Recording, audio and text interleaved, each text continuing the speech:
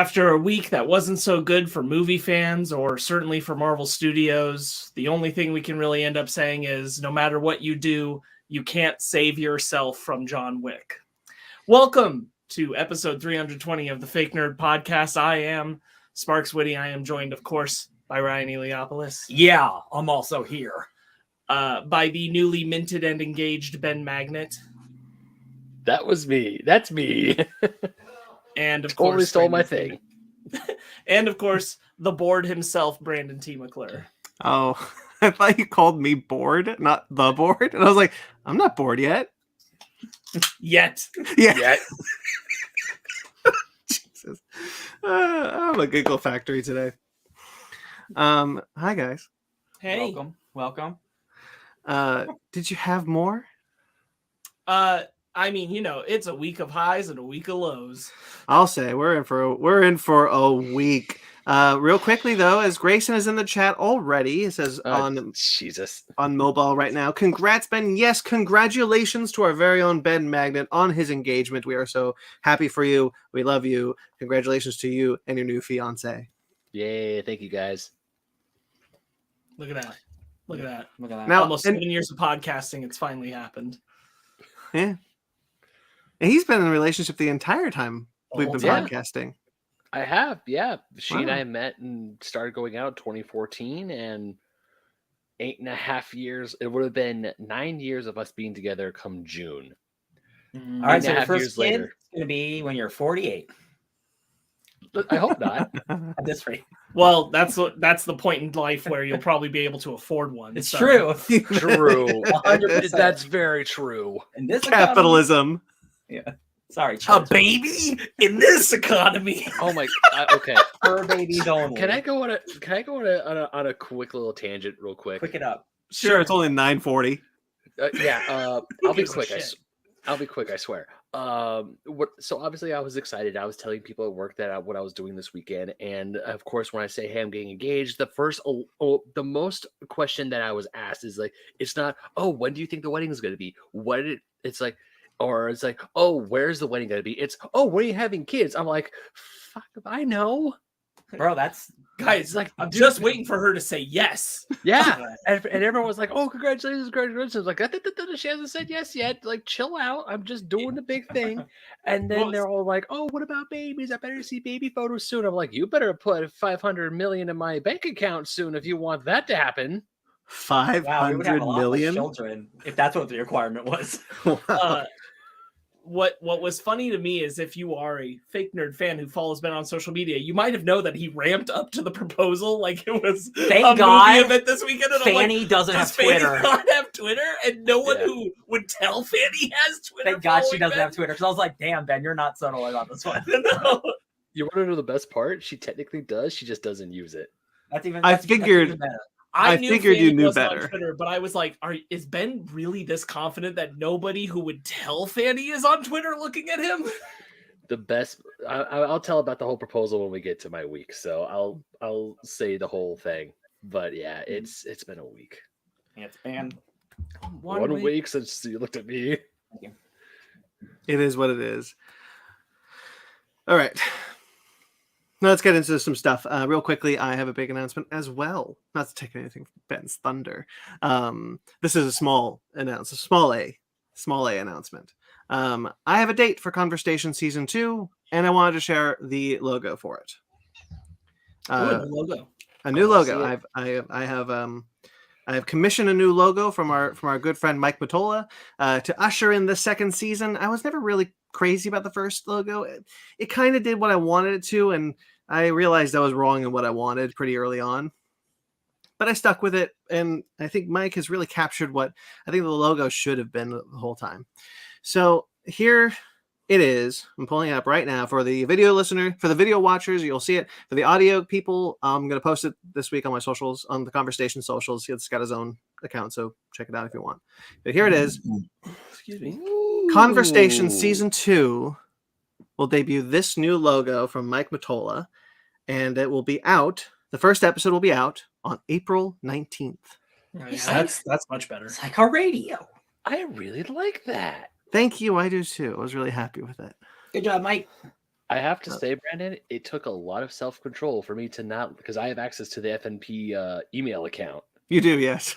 And I was very curious to open it up and get a little sneak peek. I'm like, no, I must not do that. Like a Christmas present. The original idea was that I wanted the logo to also be a post, and so I would say, conversation with, and then I would put the person's logo there. And I realized early on that was stupid, but I kind of committed to it until I could think of what a logo could be or where I could go with it. And once I figured it out for season 2, because I had a long time to think about what season 2 was going to be, I realized the kind of logo I wanted, and so I talked to Mike about it, and we brainstormed, and he delivered that, which I think is a very good logo. Yeah, Well, I agree. Grayson also agrees. He says very clean. Thank you, Grayson. So the first episode of Conversation Season 2 will be out on April 19th, and it will be once again with a friend of the show who was on first season, Karis Lunn. We talk about her show, Journey into Fandom. And I think the second season is very good. I'm very happy with how it turned out, and I can't wait for you guys to hear it. Love it. Awesome. All right, so that's enough of that. So why don't we get into some links before we get into our weeks real quickly? Let's talk about Fake Nerds Watch. There are 2 Fake Nerds Watch episodes that went out this week, and that was it for the network. There was The Mandalorian, Season 3, episodes 1, 2, and 3, all one episode. You 3 and Forrest joined us for that. That's That's right. true. I already forgot about that. I was like, Forrest, what? Our friend Forrest was with us. Yeah. That's how much Mandalorian's in my brain at this moment, y'all. Forgot I did an episode already. honestly, very glad Forrest was there. He really changed the conversation to something that was probably more positive than we were going to be otherwise. Really? I We have were only still listened. positive, but check it out. I've only listened to the beginning of it. Watched the beginning of it because I'm still only 2 episodes in. I haven't watched the 3rd episode yet, and I don't want too many spoilers for that. Yeah. But yeah, I agree with you guys. It's it's the Mandalorian. Well, is it? Yeah, well, Because I like The Mandalorian. well, I guess I'll agree with you. It's not. It's the Mandalorian. It's lowercase not- Mandalorian. It's lowercase Mandalorian. Lowercase M. lowercase m. Yeah. All right. And then Picard episode 5 had its Fake Nerds Watch. Myself and Cookie once again joined together to do a Picard episode. Episode 5, I'll be honest, kind of got me worried. Not that it wasn't a good episode, because it was. There was a lot of really great stuff in it, and I go into what I liked about it. But more so that it really slowed the momentum of the show down. And I got worried that like halfway through the season, you're going to slow it down this much. Mhm. Not sure I'm crazy about this. Luckily, episode 6 really picked it up. There we Well, go. that's good. Bing bong. So yes, those can be found. Episode 6, by the way, is recorded and will be up soon. But my discussion with episode 5 is in the description below. And that's that for the network. So for those 2 Fake Nerds Watch episodes are available also in audio for our audio listeners. And now let's talk about Ben again. Because once again, you got the trifecta of the Grayson Live videos and D and Dark. Yes. Well, D and Dark this week is actually a little bit different because I wasn't on this episode of D and Dark. Oh no, so much better. I'm kidding. I'm kidding. I quit. I'm gonna go cry now. I'm just gonna go cry in my pillows. Bye. Yeah. So this episode was the other half of the team going into the dream realm and helping Larry with their curse. So myself and Daniel Cruz, who plays Imhotep the Mummy, we weren't there, but everyone else was. Grayson was there, and both of them got some 2 people in our party got some guns. Yeah, that was pretty funny. And just the way Dan, our dungeon master, described it, I'm just like, oh, this is gonna be, oh my god, what? And they told us about it like when we met up again, but we didn't tell anyone what happened.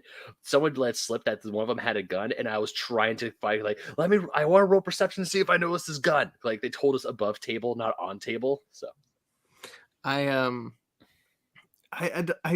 there was something in this week's episode.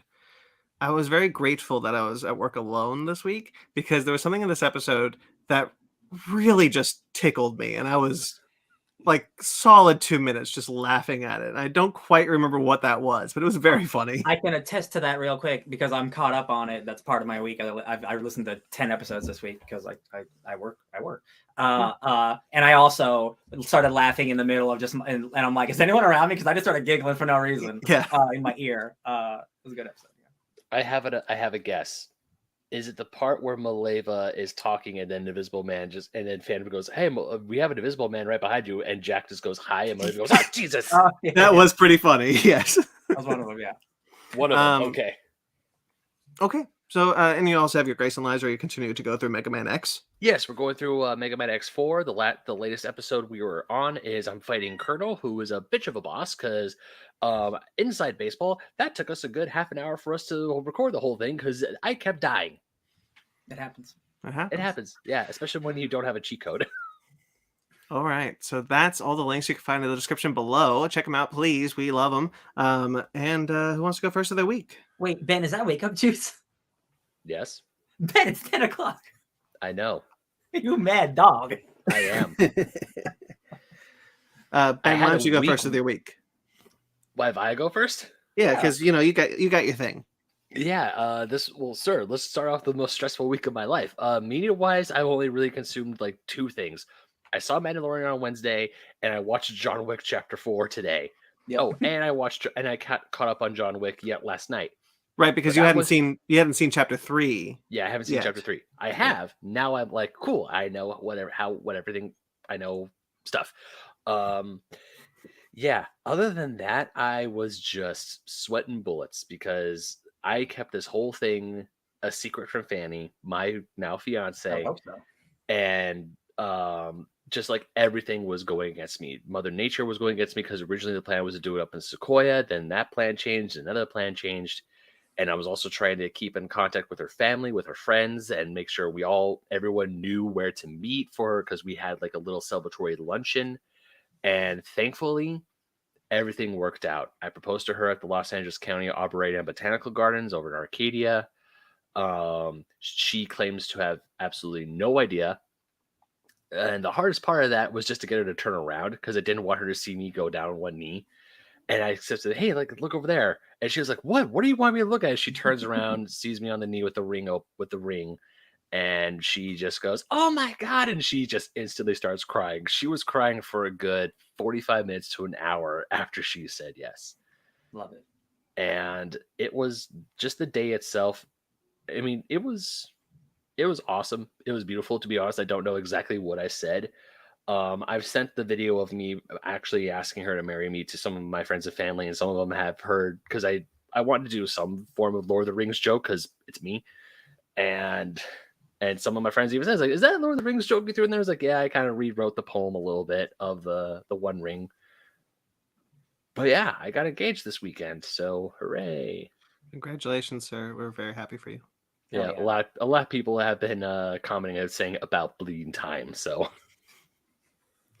I'll put this on record. I already called you and told you about this, but Cookie, I recorded with him earlier today. Cookie sends his congrats as well. thank you. And Mag is also in the chat saying, "Congrats, dude! Thank you so much." Pretty much, my phone's been exploding with friends and family, because obviously I posted stuff on this. I posted stuff on social media, and friends and family have been like, "Oh my God, congratulations! Oh, that's so happy for you!" And even some of my friends were calling. 2 of them called me yesterday, and they're like, "What? Did you do it?" And I'm like, "Oh yeah, I did it." All right. Well, anything else other than the biggest life-changing moment of your life?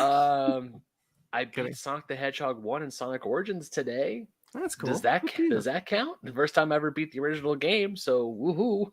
There you go. That's important. Being a big Sonic fan, yeah. Yeah, We didn't put Sonic Origins Plus in the news, but that's okay. that's that will be for a Basement Arcade. Yeah, you and discussion. I will go off on a quarterly. Oh, Ding, ding, I we didn't even will. see this. What is? They're just. We'll tell you they're later. just I'll listen to the repackaging- quarterly. They're repackaging Origins to make people buy it again. And I'm probably gonna be hard problem because I want it. Yes, and Ben's gonna definitely be part of the problem. Hey, last week I said about Skyrim like 10 times. We all have our Yeah. vices. Okay? I have 3 copies of Lord of the Rings. Yeah, listen, we all got our vices. All right, who wants to go next? I will, because everything I did with Sparks, except for one thing, which I did today, I started watching a television show called Yellow Jackets, and I watched 2 episodes. And thanks to our later start time, I was able to squeeze one more in because I was really jonesing for it, and I'm glad I got that extra one in because y'all, that show is so effing good. If you've heard the buzz, Yellow Jackets, get it, buzz. It's real. It's super good. The closest comparison, not in terms of what the show is about whatsoever, but in terms of how the show is presented, it's like Arrow, where there's 2 timelines, where it's 1996 and 2021. And in 1996, the varsity high school soccer team, the Yellow Jackets, this girl team, they win state champions, and they're going to nationals, and their plane crash lands in the middle of the wilderness, like no one in sight for hundreds of miles, right? And they're stranded there, right? And it's obviously a slow mystery of like how long we're there, what happened. But the first episode shows you really extreme shit from the get-go. They're like random people are wearing like barbarian gear. There's cannibal shit happening. Like we don't see who anyone is, but we know it's these girls. And then it flashes forward to when the crash land happens and then the months that roll on. But in episode 3, it's still early on, so it's not bad yet. But the character stuff, the character work is what shines in the show. Melanie Linsky from Last of Us, we just saw her in The Last of Us where she played a villain. She's so good in it. Her and her teenage counterpart. This might be, besides It, because It had this really well, but like in terms of capturing young actors and older actors, this might be one of the best examples I've seen it of like not only do they look like them, but they sound like them, they talk like them. Like it's awesome. Jasmine Savoy Brown from Scream, she plays Mindy. She's in it. There's a bunch. Christina Ricci's in it. This might be my favorite Christina Ricci performance I've ever seen. She is so unhinged and weird, and like super like sociopathy. It's incredible. It is an incredible show, and it is so dark and really funny. Like the modern show, it's kind of just like a drama, but then like there's this crazy like cannibal story developing over time about these teenage girls. It's exhilarating, and it is so well made and so well shot. And because season 2 just premiered, and I do not want to get spoiled because people on the internet like this show, and people I follow on Twitter talk about this show, so I'm not getting spoiled. So I'm binging this shit. It's so good. It's like I like it so much where I want to take it all in as soon as I can, because I just want to I want to hear people talk about it, their theories. I know Nicole Main's Dreamer from the Arrowverse joined the 2nd season. They're awesome. Love it. Cool. I think it's such a good show, and one of my favorite things about it so far is that it's one of those things where like really weird and coincidental and almost magical things are kind of happening, but the show's not supernatural, or is it? And that's the cool thing about it. Is like there is nothing about the show that says it's supernatural, but weird things keep happening, almost like a David Lynch thing where it's it lives in an ethereal other world. And I'm just like, oh, I'm vibing so hard with the show, and I'm so glad I'm watching it now. This is what I've heard about season 1 is that it really plays with the idea of like, is there a magical thing? Yeah, is there not a magical there's thing? Like weird like this this is like all in the first 3 episodes, so it's not really big spoiler, but there's like weird like maybe ghost shit happening, but is it happening in people's brains? Is there people being possessed but not really? Like it's like I love it. It's so kooky and well made. I'm so thrilled. If I can get to I hope I can get to season 2 soon, because like there's so many podcasts starting that I want to listen to, because they're like it's one of those shows where like I want to be part of the conversation. Sure. So I'm trying to get through that. Is this a Showtime show? It is, and I don't have Showtime, so. Arg. Hey, I have Hulu, but I don't have Showtime. I tried. I got to watch the first episode for free because of Hulu. That's good. Do we have Showtime? No, we don't. But I'll look. Showtime Don't listen is to the FBI guy. Paramount Plus is trying to merge with Showtime, so maybe soon they'll have it. Oh, actually, I think it's also on Paramount Plus. Actually, you know what? It might be. I think watching season 2 premiered. I was just watching Picard, and there was an ad for it. We should look into that because we do have Paramount Plus. So. I love Paramount. That might make me get it. Love the show. Yellow Jackets. Check it out. That's me. Cool. Sparks? I watched more of A League of Their Own. I'm not done with the season, but I'm over halfway. I still, echo what I said last week, which is now is the time to be watching that show, support that show. That show's very good. It has a very strong female-led cast. That's all, it continues to be a very good show. I very much like it. Hell yeah. I played more Ragnarok. I killed a dude who I thought I would have killed, and it would have been the end of the game, and it wasn't. So I know where you are. Yeah, that happened to me too. I figured I could be that vague. Not that I need to be clear only in the sense like, not that I thought at that point when the fight happened that it would be the end of the game, because I'm like, there has to be more game past this, but that I thought that killing this person would have been the end of the game when it came up. And then I'm like, oh, it's just now. It's now? Oh. Anyway, I also watched a couple episodes more of Moon Girl and Devil Dinosaur. Ryan and I did that together. We're catching up on what's left of this first season. That show continues to be fantastic, y'all. It's true. Every word. And we watched all the John Wicks, all Nice. of them. Rewatched the first 3 before the 4th one. Those are some banger movies. I was probably a little more positive, just like you said, on the 3rd one than when we first came out of it in theaters. Yeah. It's still the weakest, but I still think it's the bottom of the barrel. But that's like the bottom of a diamond barrel. Right, yeah. For Yeah. sure. That 3rd movie is still better than like most modern action movies, I would say. Like, in terms of like what's happening in that movie. Like, it's just bananas. And then the only other thing I guess I would talk about is we played Marvel United X-Men. Do you want to touch on that at all? Oh my god, y'all. This Marvel United game is so good. And there's been an X-Men expansion. And they got got Xavier, and you got Storm and Jean Grey and Cyclops. We fought the Juggernaut. He's great because he just runs around in circles beating the shit out of people. It's great. That is like, there are so many expansions to that game. I was just looking online of like, wow, this will bankrupt people.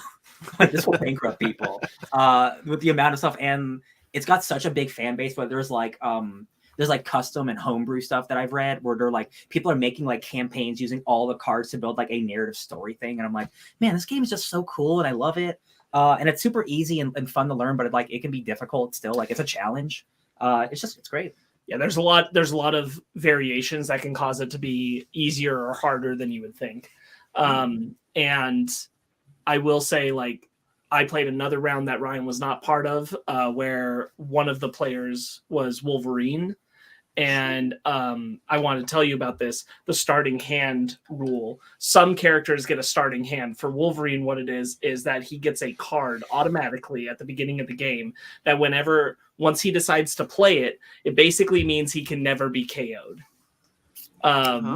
Because it's his regenerative ability. Yeah. Yeah. And so they have cards like that stand in, and I was like, oh, well, that's some shit. He also has a thing where like he like draws a card like every turn for like one of his abilities or something. And I'm like, well, yeah, because he regenerates. That totally makes sense. Yeah. And I love it. Yeah, it's a great game where like just the rules are simple enough, but like it's unique enough for every character where it feels like they're doing cool stuff.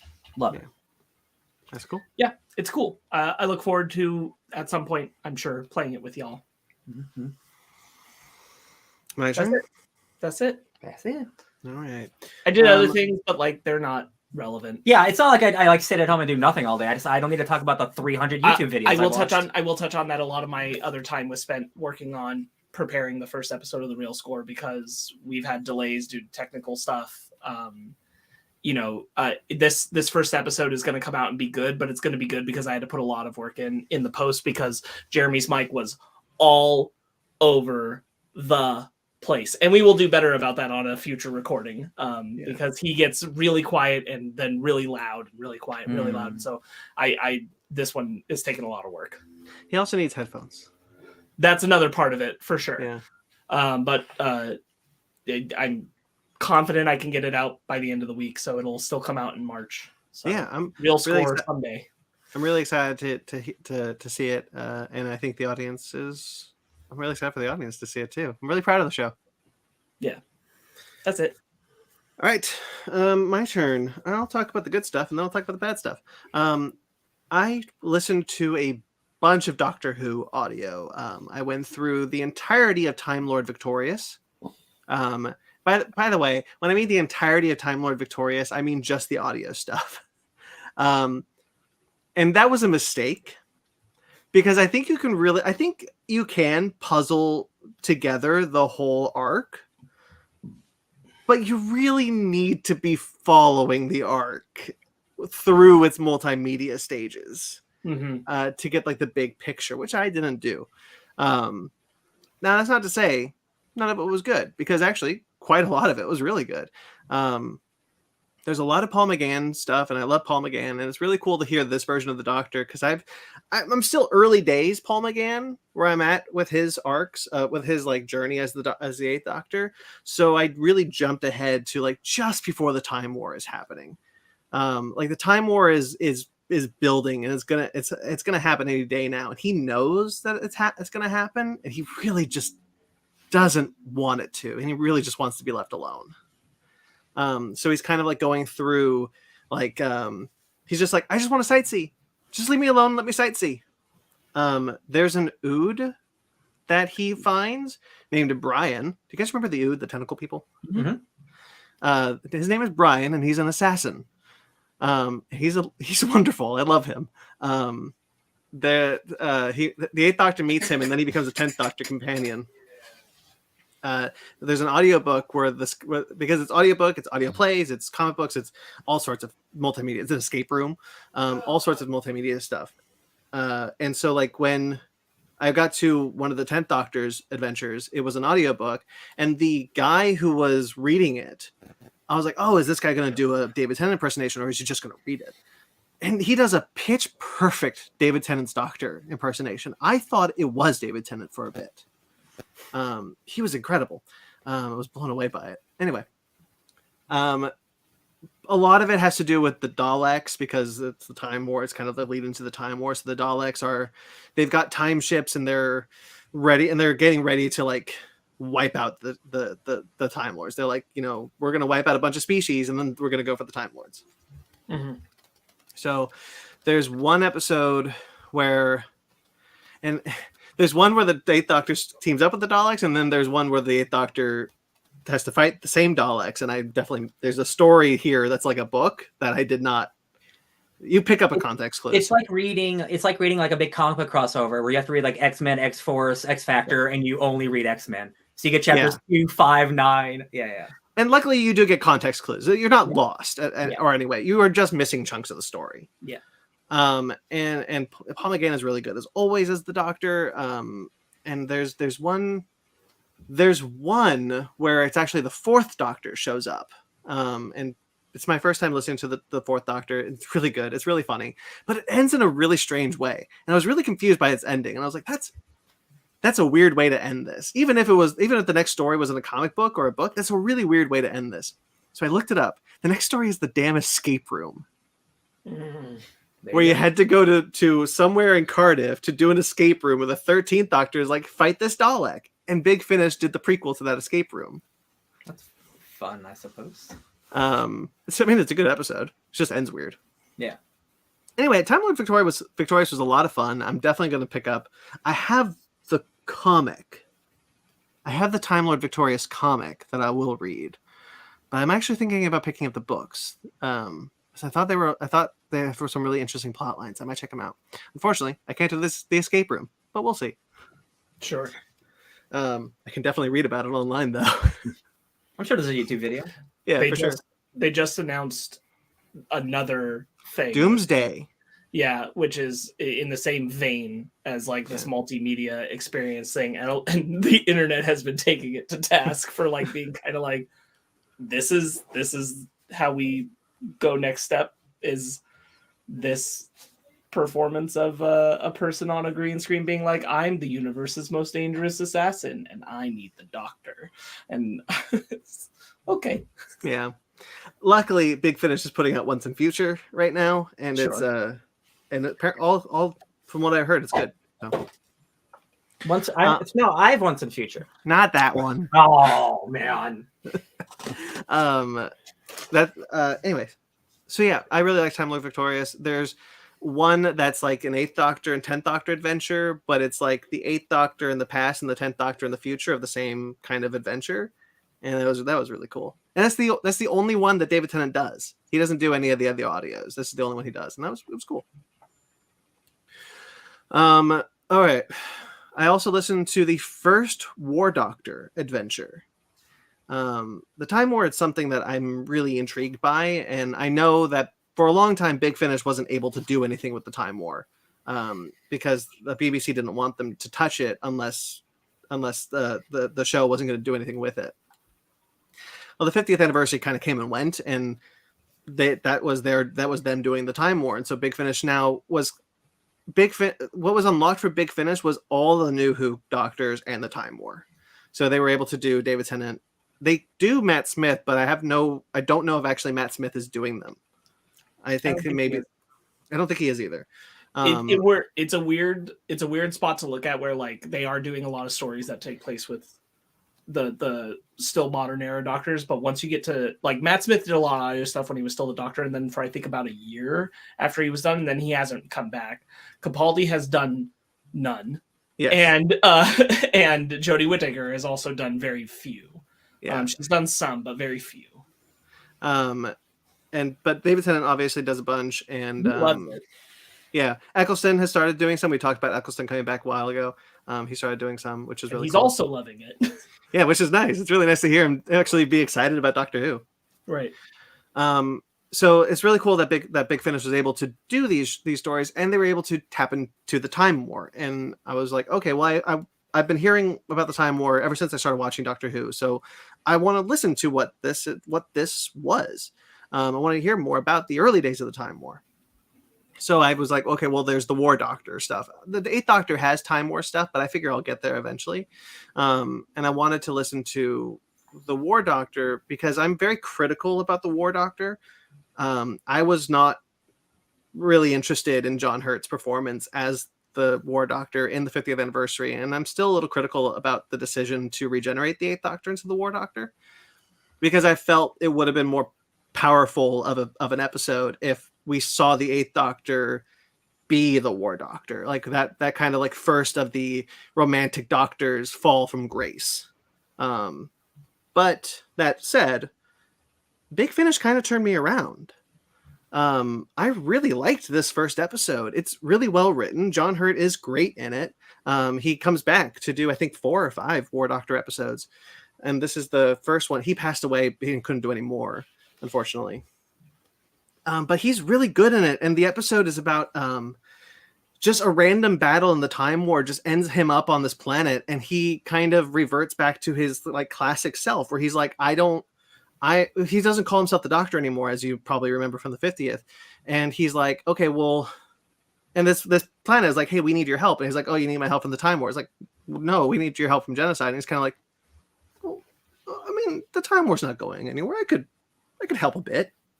And he kind of starts to act like his classic version, and even is picking up a companion. Like this person kind of becomes his companion. And then even towards the end of it, he's like, you know, he's like, this is going to be my companion, and we're going to go on adventures. But the Time War beckons him back, and unfortunately has to go back to being the War Doctor.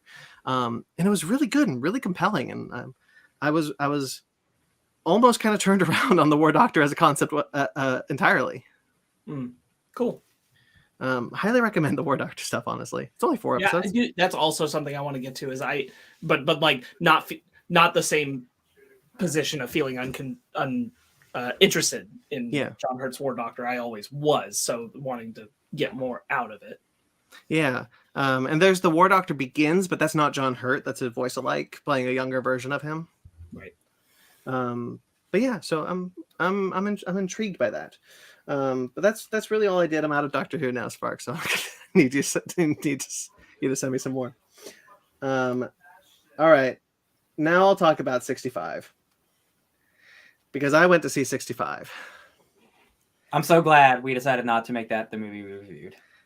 I'm kind of not. I wouldn't have minded just being just an hour raging against this movie. No, I don't need that in my life. That's fine. I'll rage about it for 10 minutes, I guess. This is horrible. It's honestly one of the worst movies I've ever seen. It's probably not the worst movie I've ever seen. But the worst in recent memory, you could say, maybe. It's definitely the worst in recent memory. And even like you guys might fall on different angles of it, but like it's not even fun bad. Like it's just bad and boring. And I don't mind. This isn't a spoiler, but like the little girl, the cub in his lone wolf and cub situation doesn't speak English. And it doesn't make any sense for the plot that she doesn't speak English. It's just there to create an extra level of drama that doesn't work at all. And you just kind of are left wondering, like, why did the writers decide that she doesn't speak English? Where does she come from? They both come from a planet Okay. on the other side of the solar system. Okay. On the other side of the galaxy. She was on the same ship as him?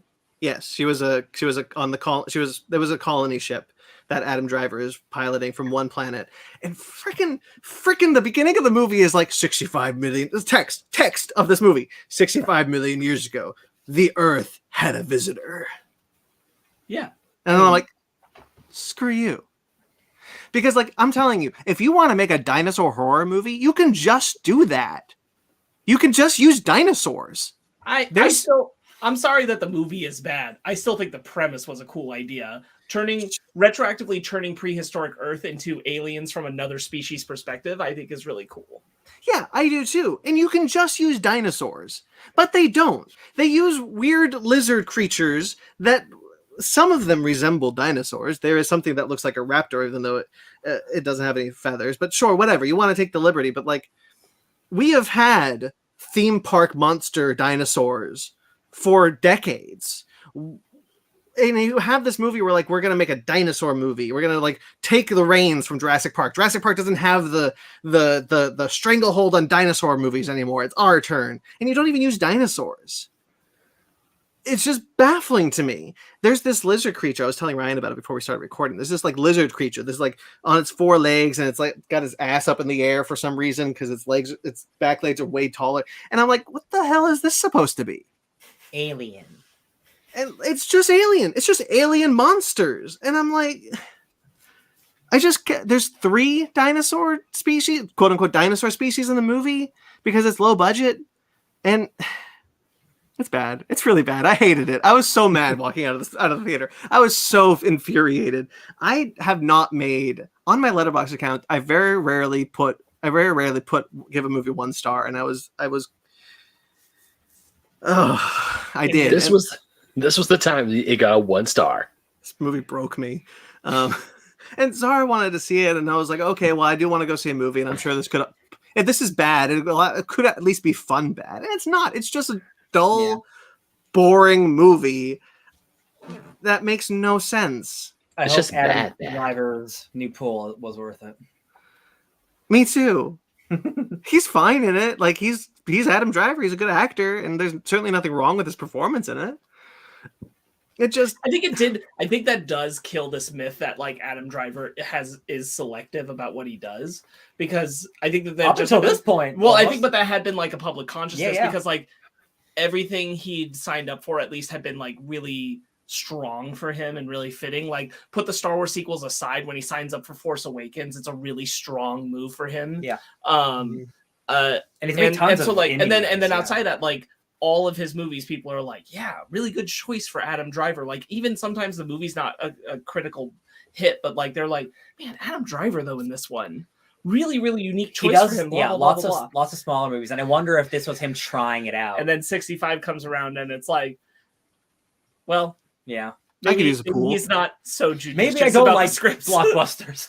He's just sitting there going, yeah, you know what? The movie wasn't good, but hey, at least I got a new pool out of it. Cool though. And it's also not like he wasn't getting work even last year. Yeah, I know. Outside 3 movies. 3 movies came out last year. Yeah. It's directed by the writers of The Quiet Place Part 1, and it's directed and written by them. And I was just so baffled by. I'm honestly at a loss for words at how bad this movie. I should reiterate this: how bad I felt this movie was. Sure.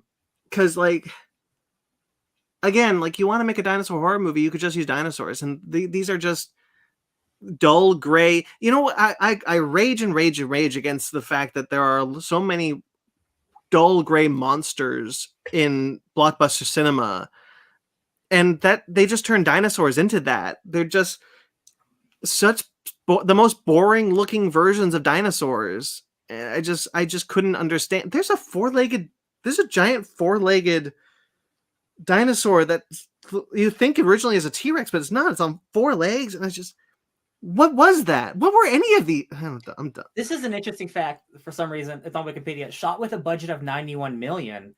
The final cost of the film was $45 million after tax rebates. Excuse me? That's an interesting thing to put on your Wikipedia page. Was this a producer's scam movie? Oh my Oh, god, they wow. lost half their budget? To what? The Oh tax my rebate? God. Yeah, like they have to put this movie out. Like we'll get a bunch of money back. Don't worry about it. Wow. The producer. The producers, but with a dino horror. I hated this movie. It's garbage. That's a bummer. I very rarely get mad at movies. Yeah. But this one made me mad. Yeah, that's a bummer. Well, I think you're in a perfect space to have a really great time with Fury of the Gods. We'll see. Just All being right. honest. You didn't listen to our review, but we all had a great time. Just for That's reference. We all had actually a ton of fun, and think that like most people are being too harsh on the movie. That's a good time at the movies. It's flawed, but it's fun. Yeah. All right, well, we'll see. Maybe I got Dungeons and Dragons this week, so we'll see where we're seeing. Oh, where we go. hell yeah. Oh no, yeah, Oh, hell for sure. yeah. There are more important things to see. Yeah. I mean, honestly, there are more important things to see than 65. I mean, not according to Zachary Levi, but you know. I don't know. Oh. I saw John Wick, and we'll talk about it, I guess. All right, but that's all I got for the week. So why don't we go into our bread and butter? All right. Yum, yum, yum, yum, yum, Oh, yum. I wasn't prepped. Okay. here we go. Abs.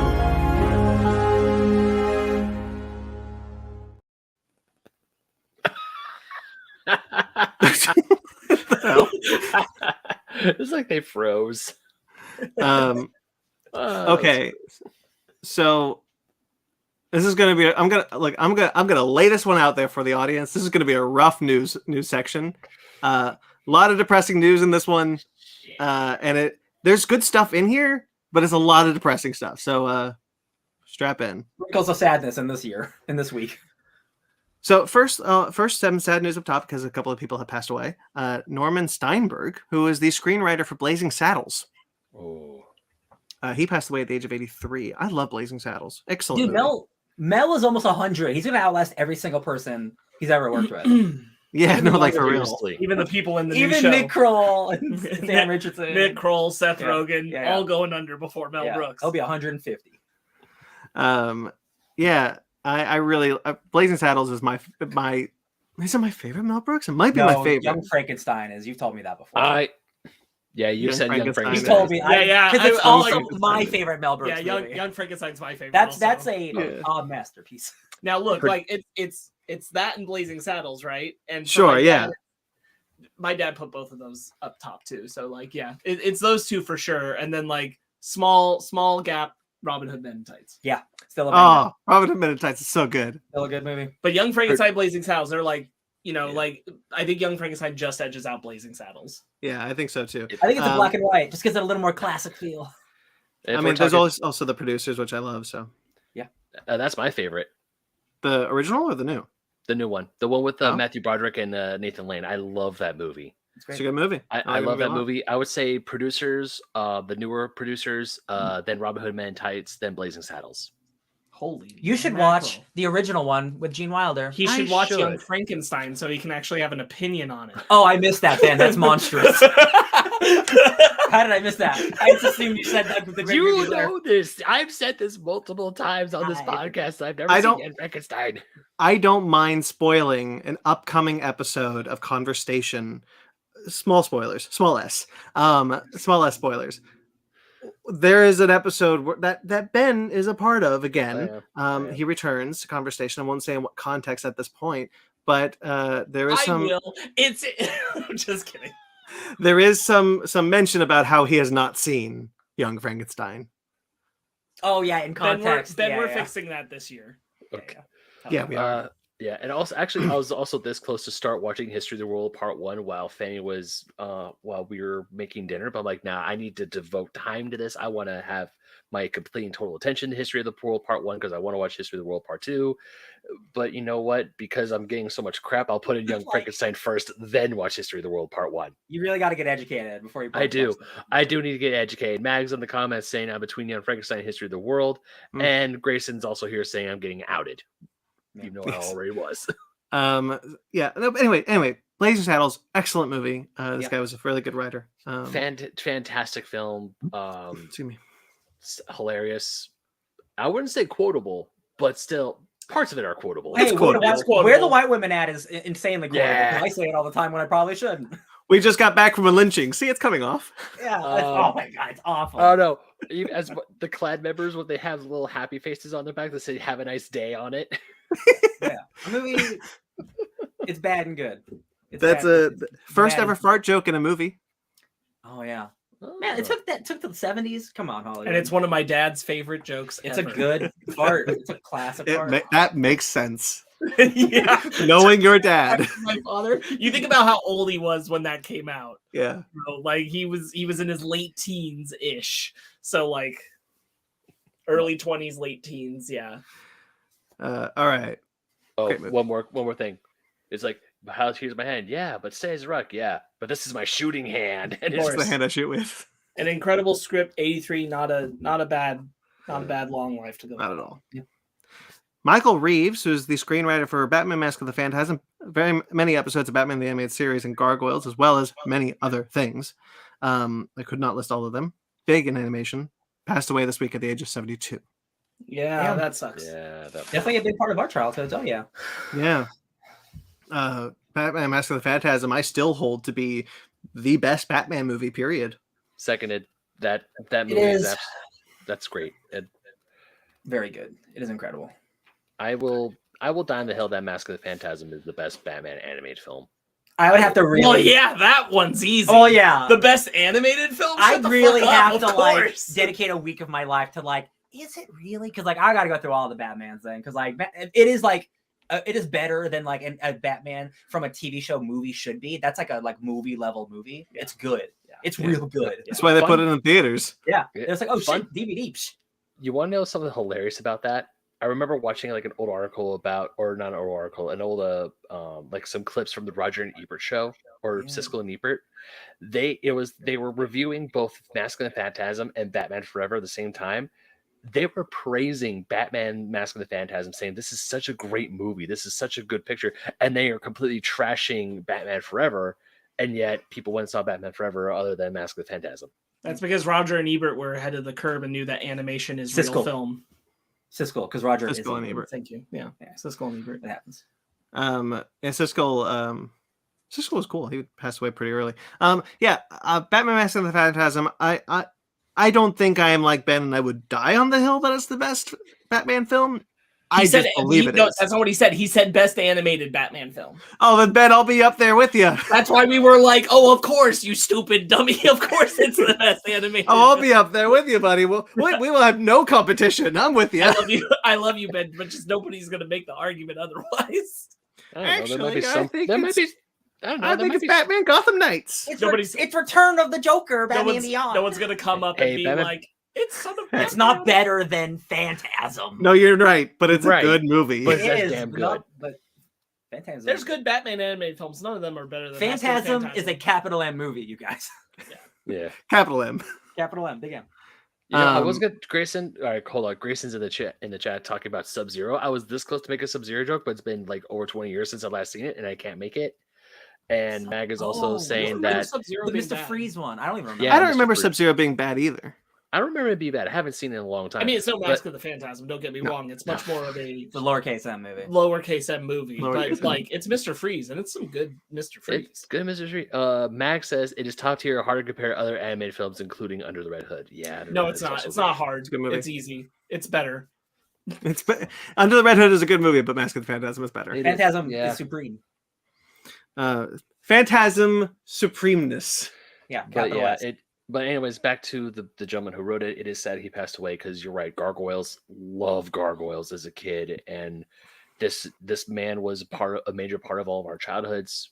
72, not something to squawk at, but still kind of youngish ish.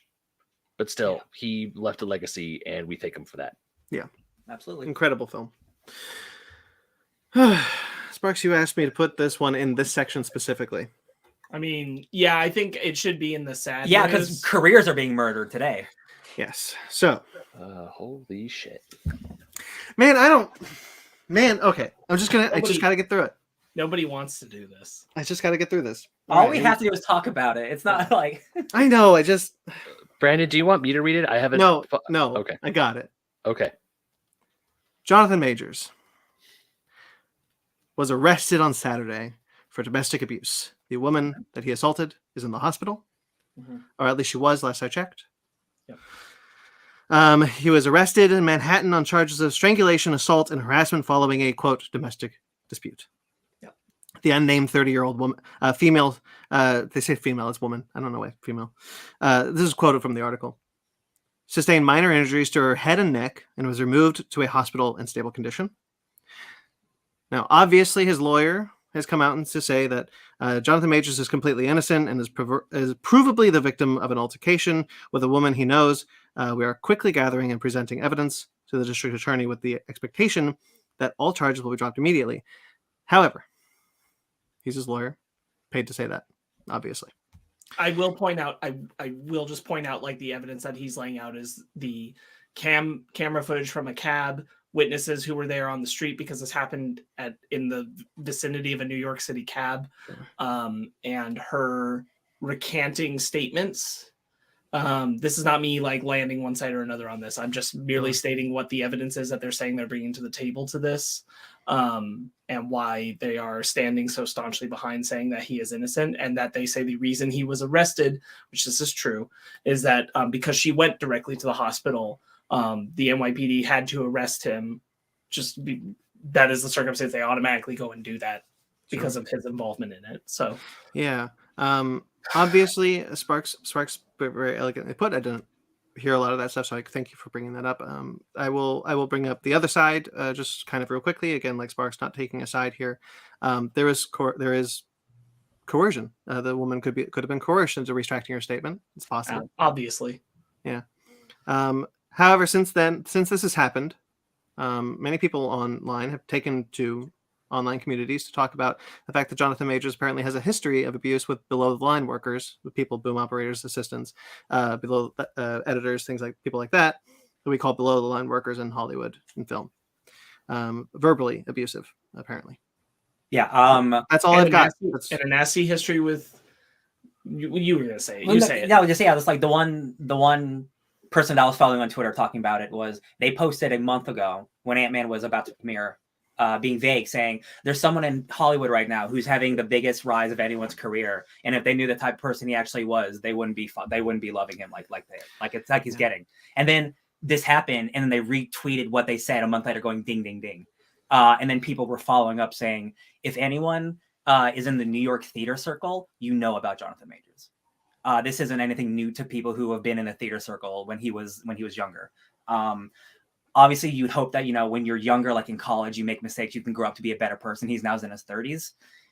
Maybe not. Maybe he is still not a great person. And that is something all of us are dealing with because we all love him, right? Like he is a really charming, incredible talent.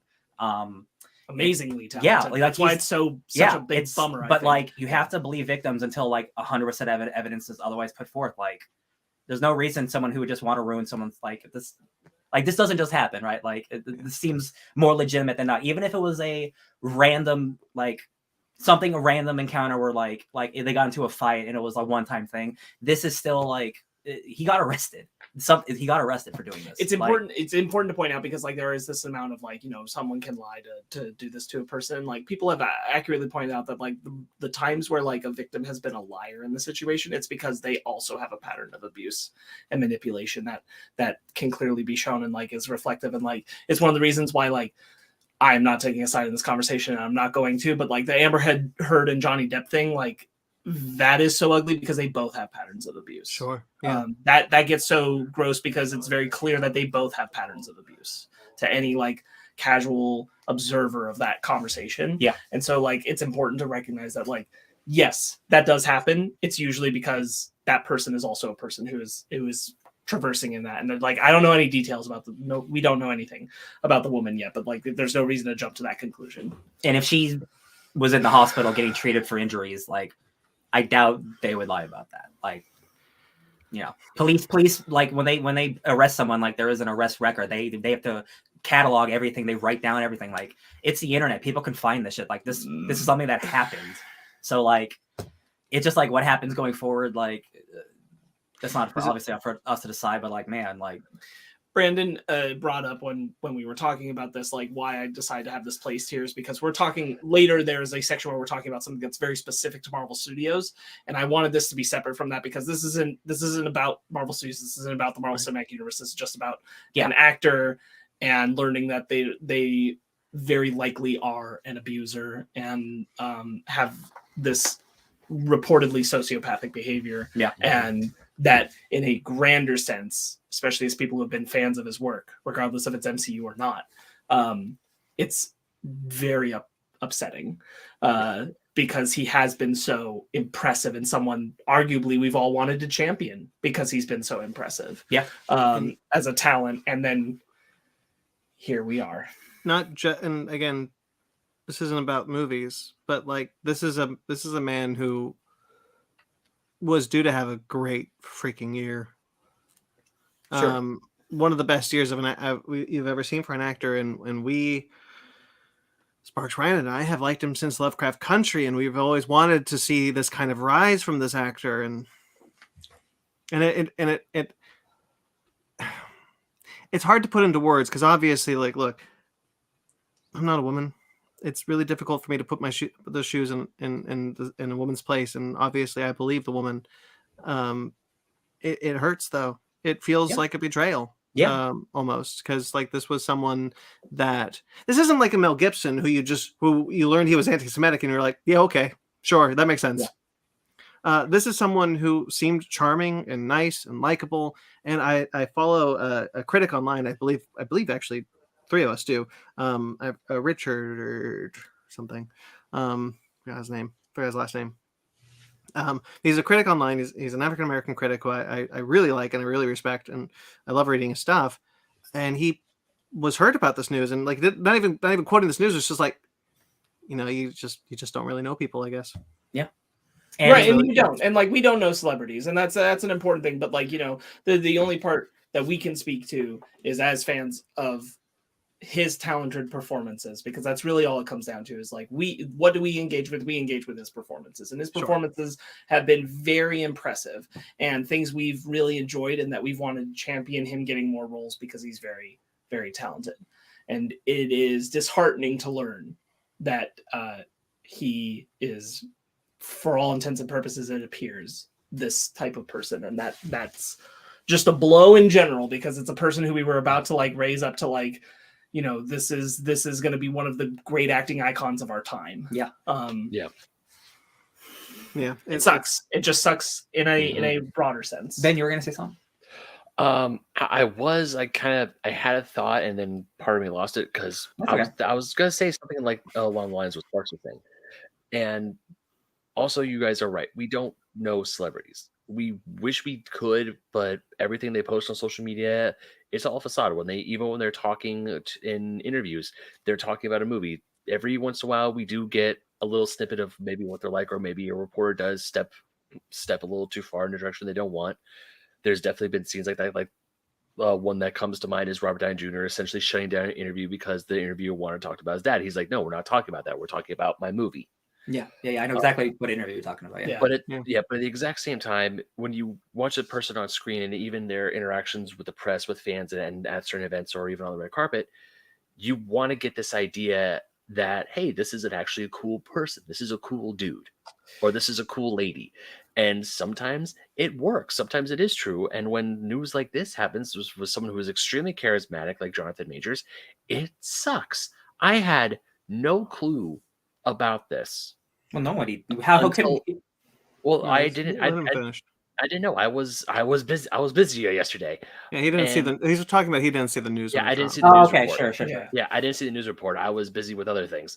And when this was brought to my attention, my heart sank, because you're absolutely right. This is something that is a career killer, especially with something.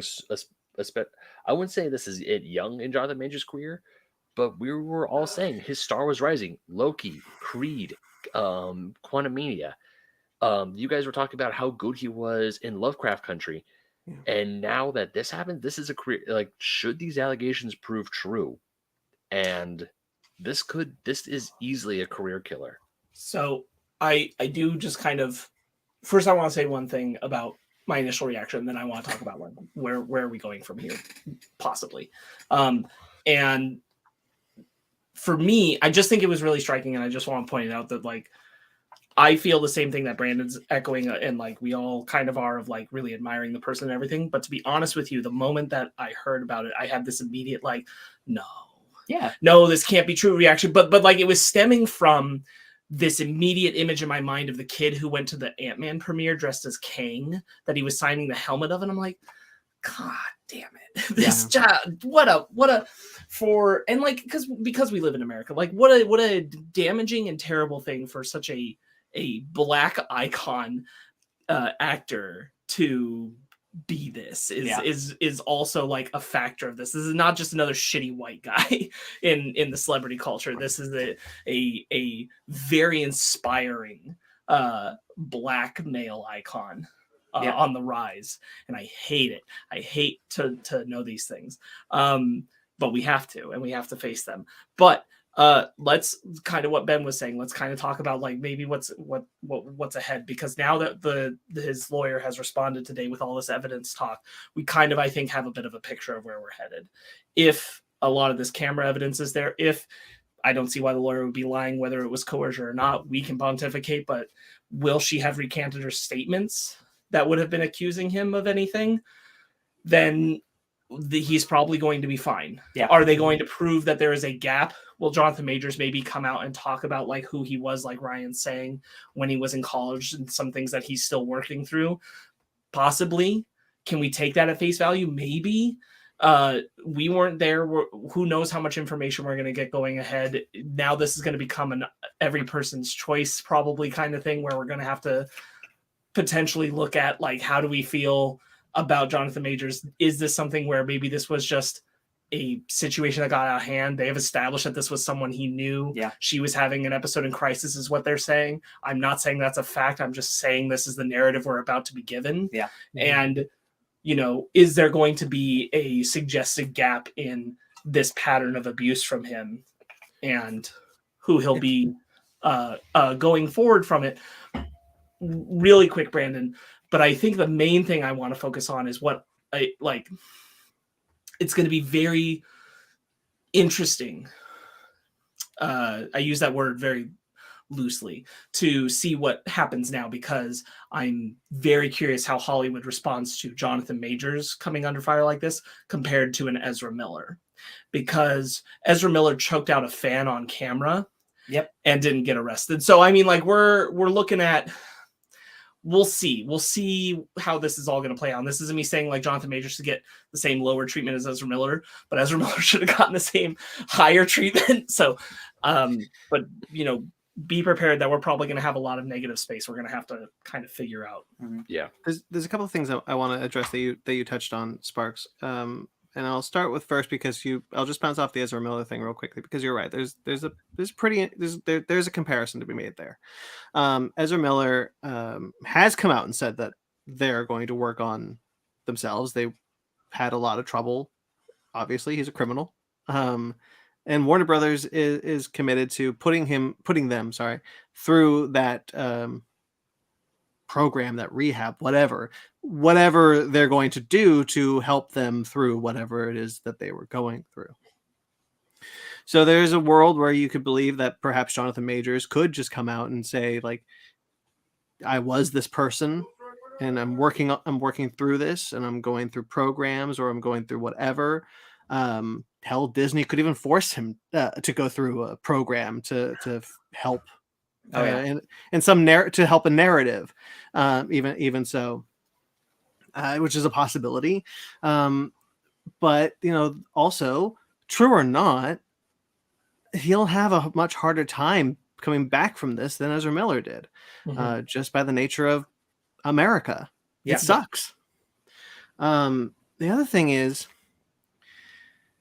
it gets really concerning, and I almost hesitate to bring this up, but it gets really concerning when it's proven that a woman has maybe exaggerated the what had happened, or provable that this circumstance was not what it said, what it seemed, or something like that. Because if you remember from what happened after the Amber Heard trial, after the libel trial for Amber Heard and Johnny Depp, all of a sudden people were saying, "Oh, see, all women lie. Yeah. All men are vindicated. All women lie," and that and this would become just another bullet in that gun.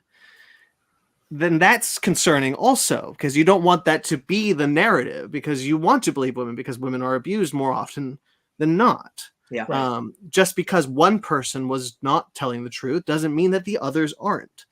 And so that's just a concerning reality, that should this come out that she recanted her statement, let's just say it happened and she just recanted her statement, she just becomes another, like as I said, another bullet in that gun.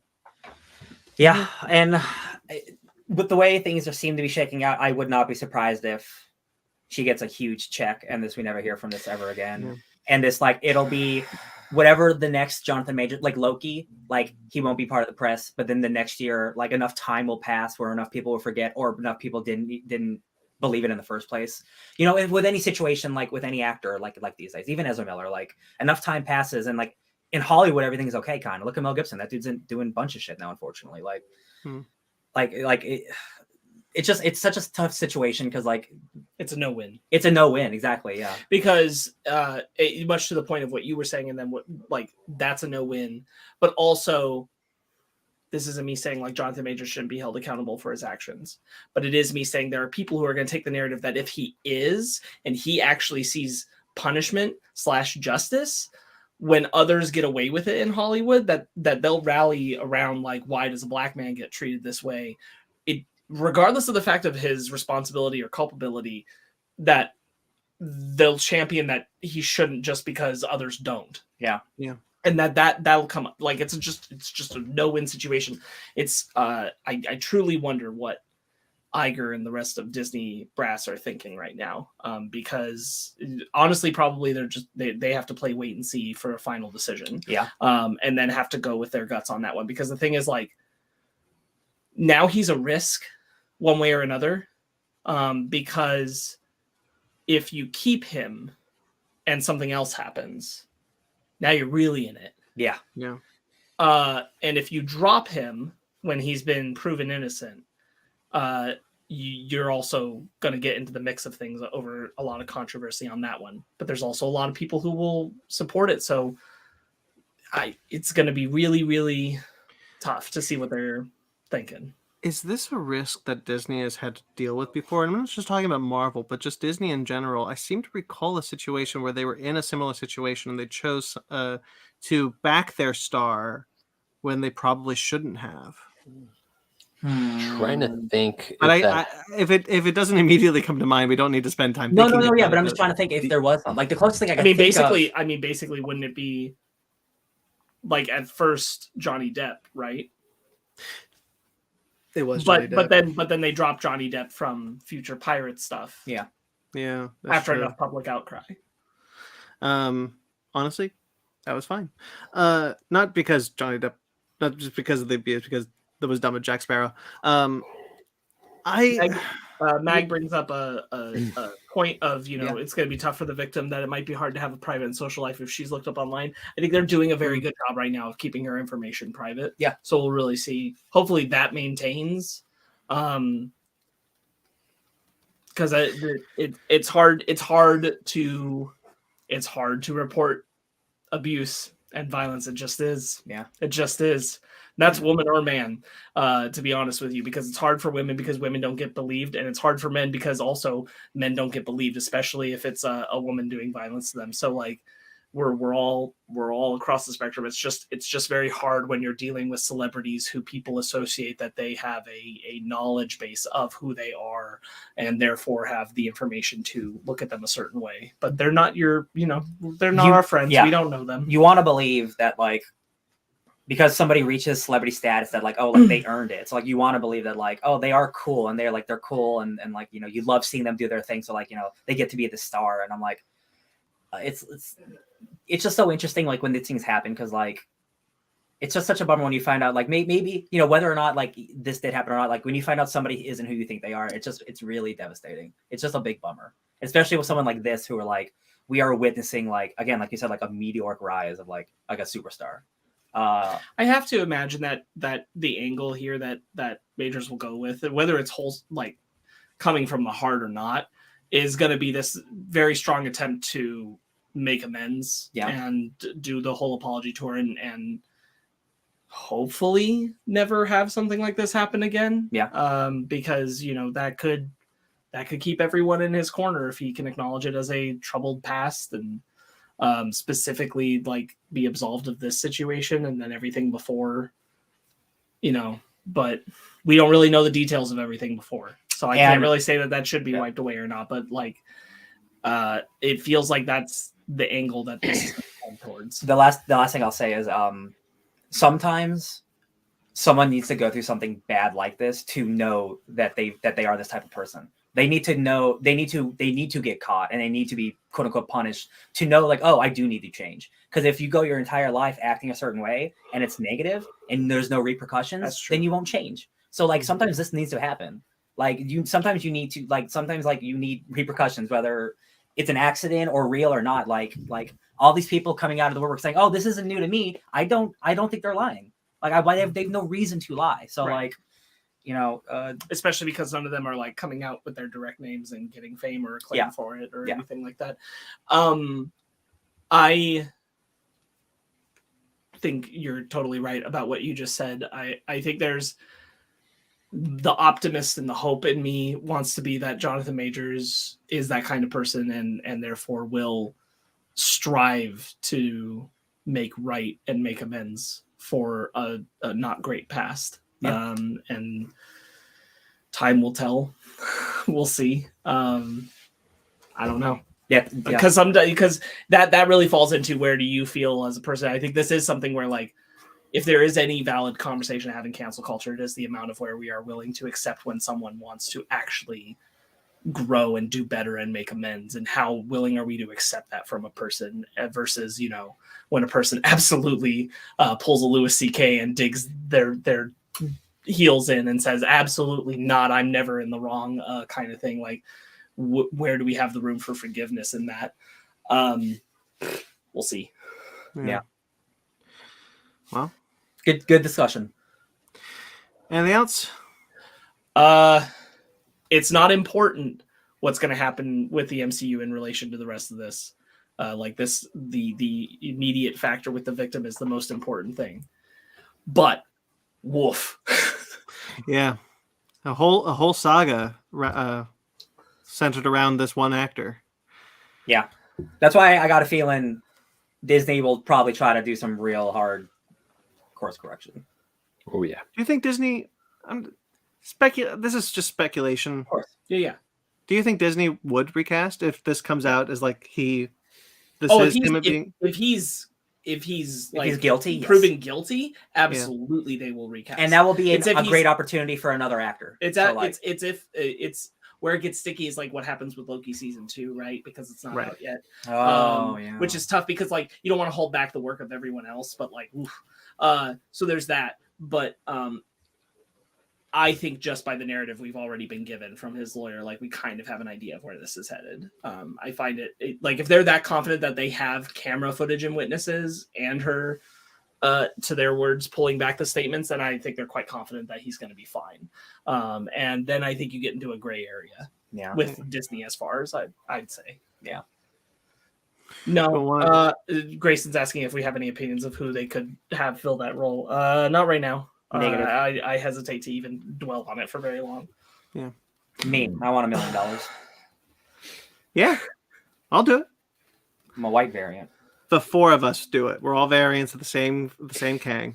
Can you imagine the audience's reaction if like the new Kang shows up and it's just like 4 white dudes? It's just like, oh, interesting choice, guys. I'll be in the Ramatut outfit. Sure. I'll be the weird. I will tell you. I guess I'll tell you that my immediate thought of like a black male actor of the caliber that we are associated with who could play all this variety in Kang, and I think bring fear of Kang to it, just like Majors did in Quantumania. One of the reasons his performance is so great in that film is already in the MCU, albeit in a minor role. and it's Daniel Kaluuya Oh, sure. from That dude's awesome. from Get Out and Yeah. Nope. That's a good choice.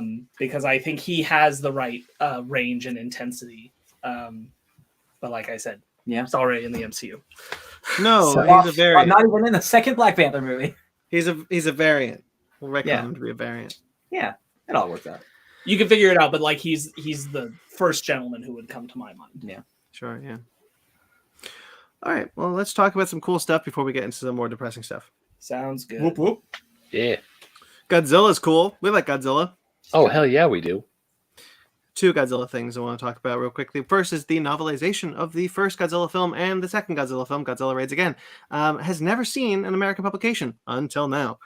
This year, the Godzilla and Godzilla Raids Again novelizations will be translated and published in America from Minnesota Press.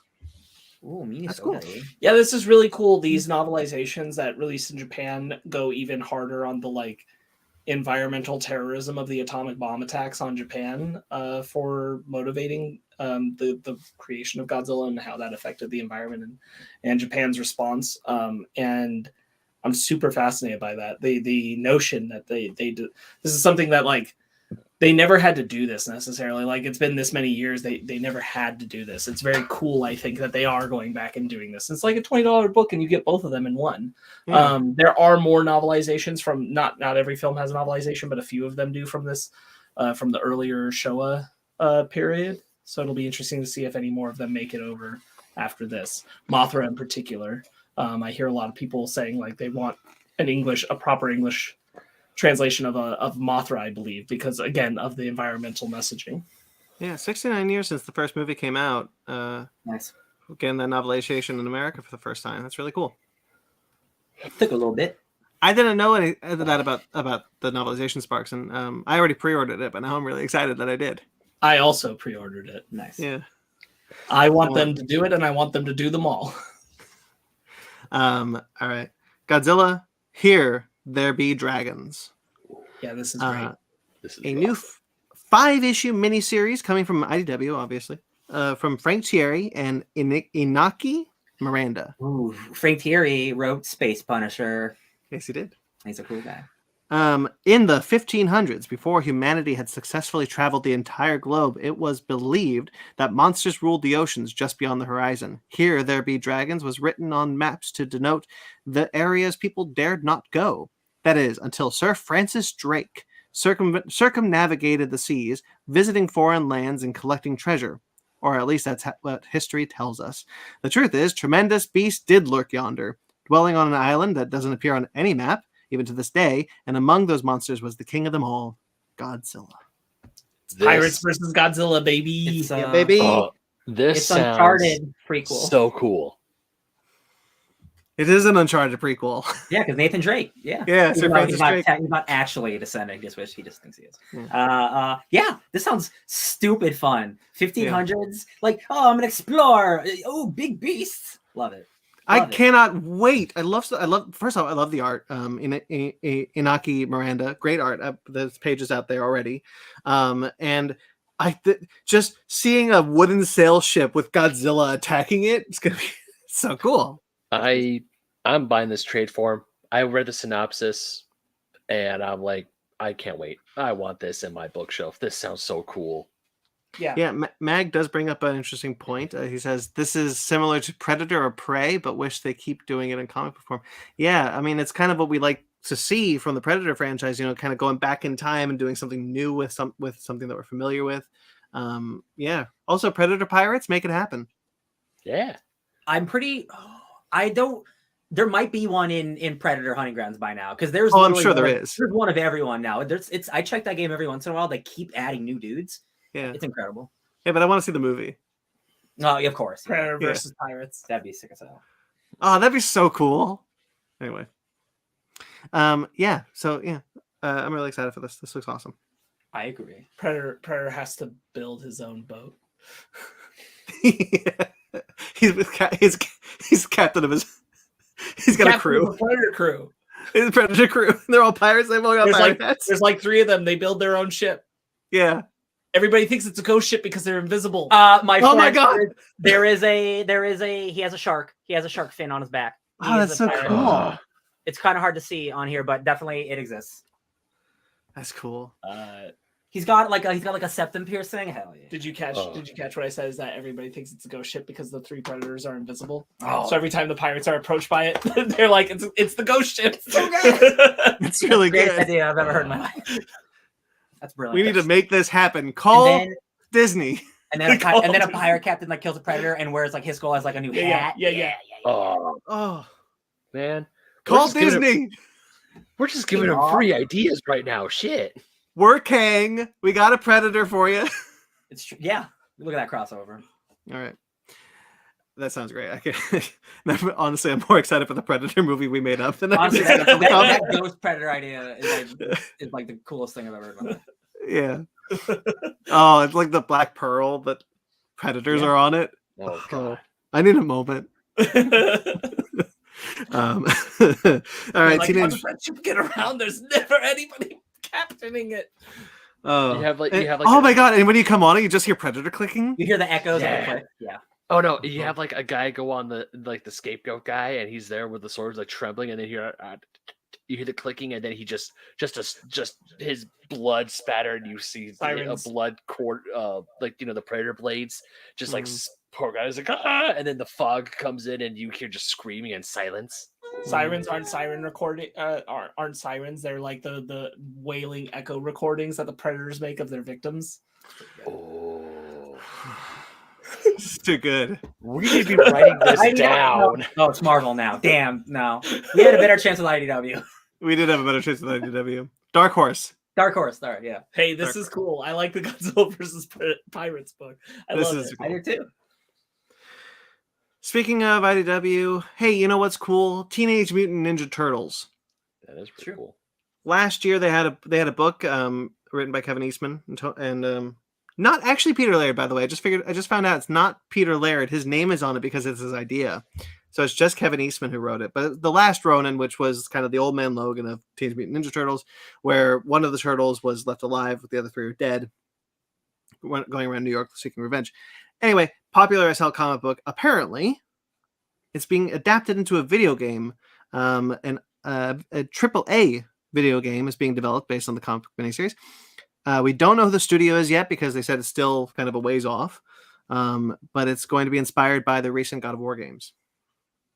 That makes sense. Mm-hmm. This totally makes sense because I haven't read it, but he does. Whoever the remaining turtle is uses all 4 of the weapons.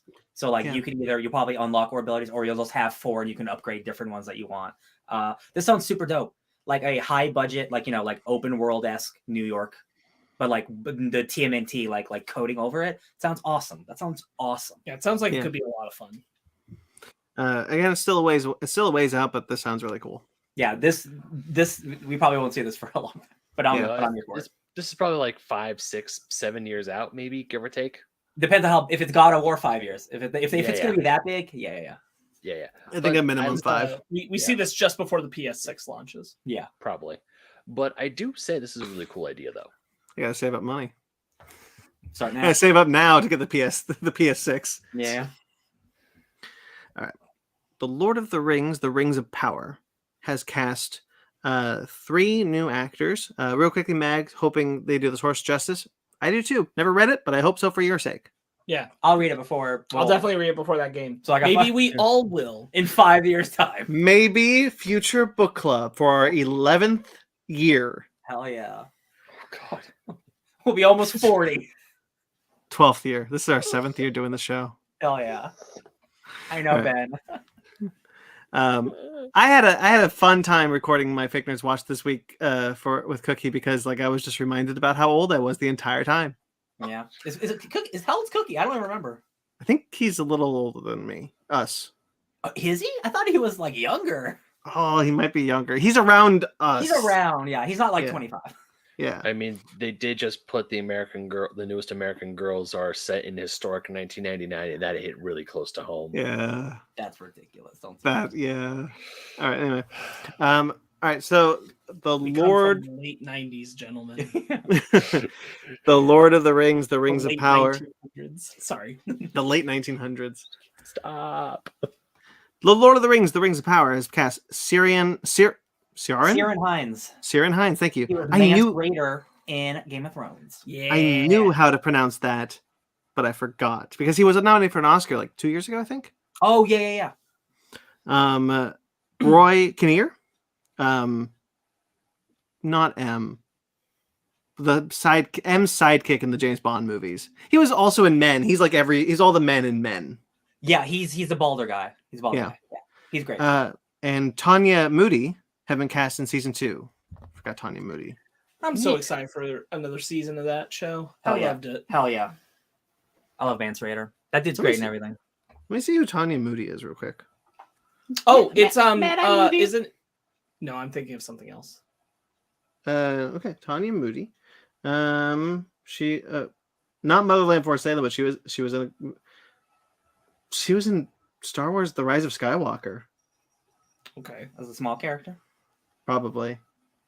Good job, Tawny. All right. Well, I'm just excited for more. Yeah. Ciaran Hines is great. That's awesome. Yeah, that's really cool. He played Mephisto in Ghost Rider 2. Yes, he did. Oh yeah, he did, didn't he? Yeah. Oh boy. He's also in yes, the Ed Harris show on AMC. They're on the boat. The Terror. He is. You're right. I did watch that show. He is. Yeah. I knew you did, and I'm like, he was really good in that too. Yeah. Not Ed Harris. Jared Harris. Thank you. Yeah, Jared Harris and Ciaran Hines. Ciaran Hines, and Ciaran Hines was really good. It's a real sad show. God, I really need to watch that show. I still haven't. Very sad. Very good. The Exorcist reboot, coming from David Gordon Green, has cast Linda Blair, who will reprise her role as Regan McNeil. I'm surprised it took this long for it to happen. I assumed this was the idea from the beginning. We've heard other things about this movie, and like, oh yeah, it makes sense to get the person that the movie's about in the movie. So it totally makes sense. I don't know about this still. I'll say that. I'm mixed about it, and I'll be honest with you. It is partially because I thought the Fox show based off The Exorcist was very good. And in the first season, they already did this where they bring Regan back and her daughter is being possessed by the same demon. And Regan was played by Gina Davis. And she killed it. And so I'm like, as someone who didn't watch that show, although I love Gina Davis, that is good casting for older Regan. Right.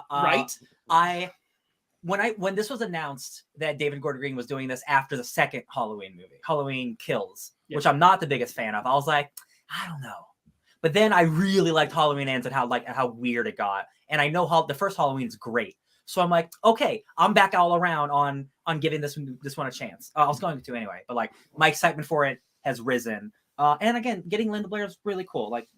That's cool.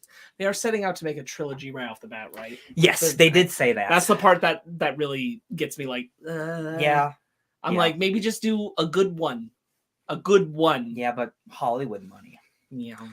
They'll do a bad one, and then that trilogy comment will be scrubbed from the internet. Yeah. Yeah. Hopefully they'll get 3 good ones. They'll do a good one. They'll do one that most of the fan base is kind of like, and then a really weird third one. And then they'll do a weird third one that we'll all love except for Ben, who will think it's utter garbage. I'm really excited for this, honestly. Much for the same way that Ryan is, because 2018 I think is incredible. I really like Halloween Ends. So I'm really interested in this. I really wanted to watch. There were 2 shows that came out around the same time. One was a sequel to The Omen, one was a sequel to The Exorcist. Both were good, I heard. I didn't watch the Omen one, but I can tell you that The Exorcist was good. And both seasons. It should have had more. I wanted to see both of those, but I never got around to it. So maybe I will. Highly recommend. I'm sure it's on Hulu now, so I highly recommend watching. They're not long seasons. I believe they are both 13 episode seasons. The second season deals with a whole different thing. So the first season is entirely dealing with Regan and her family and all this, and then the second season follows the same preachers, but not the same family, and that actually ends up in a foster home run by Person who acts.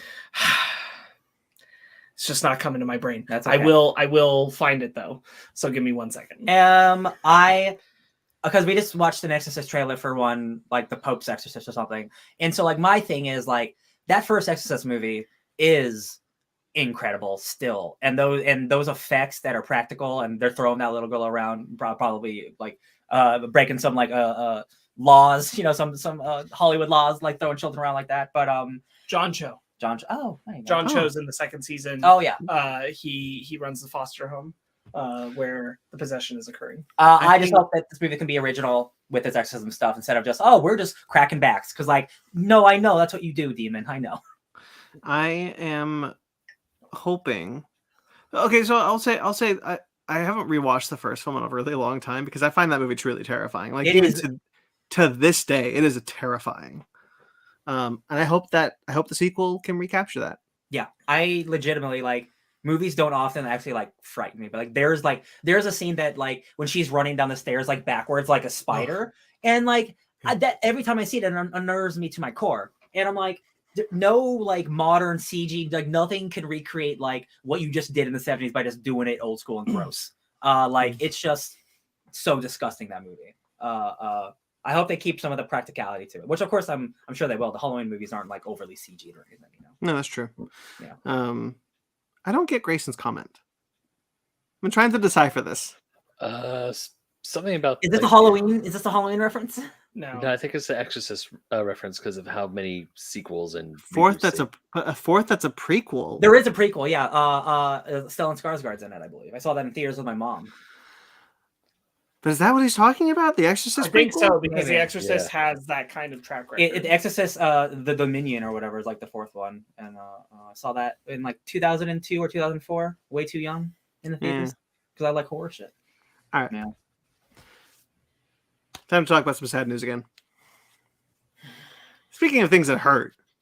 Oh yeah, this one sucks. This one kind of shocked me too, honestly. A little while ago, we talked about Funko had bought Mondo. Alamo Drafthouse was interested in selling Mondo because they could no longer grow Mondo, and Mondo needed a partner that could help them grow. And so they were looking for a partner like that. Funko had really good success with Loungefly. They grew Loungefly almost single-handedly with their licensing deals and everything like that. So it felt like Mondo would be a good fit. However, Funko had a really bad year. A really bad quarter, actually. It was even less than a year. It was a really bad quarter. Real quick, did we talk about them dumping $30 million worth of Funkos into a landfill? Did we talk about that? No, we didn't. Well, they did that because they're stupid and they don't know how to handle their money. They did do that, and this is actually a consequence of what happened. I was about to get there. So Funko has laid off most of Mondo's staff and will no longer make Mondo posters. The whole poster division has been shut down, gone forever. Super stupid. Super duper stupid. Incredibly dumb. Like the premier, there are tons of great people who make posters, but like Mondo is like, they're the people. They're the people you go to, like, oh, you want a pristine, like high quality ass, like studio approved poster? These are the guys you get. This is hilarious. This is unbelievable. There are so many Mondo posters in this house. Yeah. There are so many Mondo posters in this house. Brandon, question: that really cool Godzilla poster you have, that's a Mondo one, right? Yeah. Mondo, yeah. Yeah, I'm pissed. Oh, yeah? I am upset. So look, initially it wasn't. I like Funko. I buy a Funko Pop, sure, whatever. But it does. I do see it switching now. Funko is kind of going the way of the Beanie Baby. I don't know if that will happen, but it does look like it's a possibility at this point, where it didn't maybe a year ago. That kind of too big to fail situation. But the fact that they bought this company with the sense to grow it and with the expectation to grow it, they had one bad quarter and they destroy the company. The new company that they just bought is a horrible capitalistic business plan. Oh, yeah. And everybody involved in that decision should feel bad. Worse yet, should probably die. Yeah, but here's the thing. They definitely won't die unless they have like really bad like heart problems or like blood disease. Get me the Death Note. They don't feel bad because it's their job to make money. and they don't care about like, again, this happens in so many other corporations that like we don't like that aren't in our privy. But this is unfortunately a standard, and it's getting only worse over time. I gotta tell you, it's a bit of a weird move, only in the sense that, like, you know what kind of people still buy Funkos? Nerds. The majority of people who probably still buy Mondo posters. Yeah. Like, they're not necessarily like, I'm not saying like absolutely every single person will buy a Funko, but like there's definitely an overlap, and you've definitely pissed off them. 100%. Like, you've certainly made me go like, I don't really want to buy another Funko ever again. But really, hashtag fuck Funko has been the thing that really bums me out about this is they did the number crunching, and they said Mondo doesn't make enough money with their current model for us to continue. Meaning, no matter how much we like them, it wasn't enough money for a bigger corporation, and like it wasn't enough for Mondo on their own because they needed to get bought. Like they needed help. So like unfortunately Mondo was too good, and like they needed way more support, which they didn't get. Like, to be fair, Mondo wasn't really the thing in trouble initially. It was Draft House. Okay. Because Draft House had Mondo, and they sold Mondo because they could not give them the resources they felt Mondo needed to flourish the way they should, because Draft House was having issues. And I think that's the thing. Like Mondo needs more resources than they could give. But which is why Funko was such a good fit, because they had the resources. But to be honest with you, just slightly increase the stock numbers on their posters. Like go from making like 300 prints to 500 prints, and you make more money. Like it especially on like your really popular sellers. Like it wouldn't have been hard for them to increase the sales on Mondo posters. I know there's a crap ton of people who try and get Mondo posters and don't get them. Oh yeah, because they're such a limited edition thing. And that's not bad, but you can increase that edition size and you will make sales. And it'll still be a limited thing. And the thing is, like, they don't even make the copies of the prints until after they've been purchased. Yeah. So it's not like they're printing things that they're not going to sell. Yeah. So Mondo Music and Mondo Figures are still in development. They Mondo started for now. Mondo did start as a music company, not a poster company, so their records are safe for now.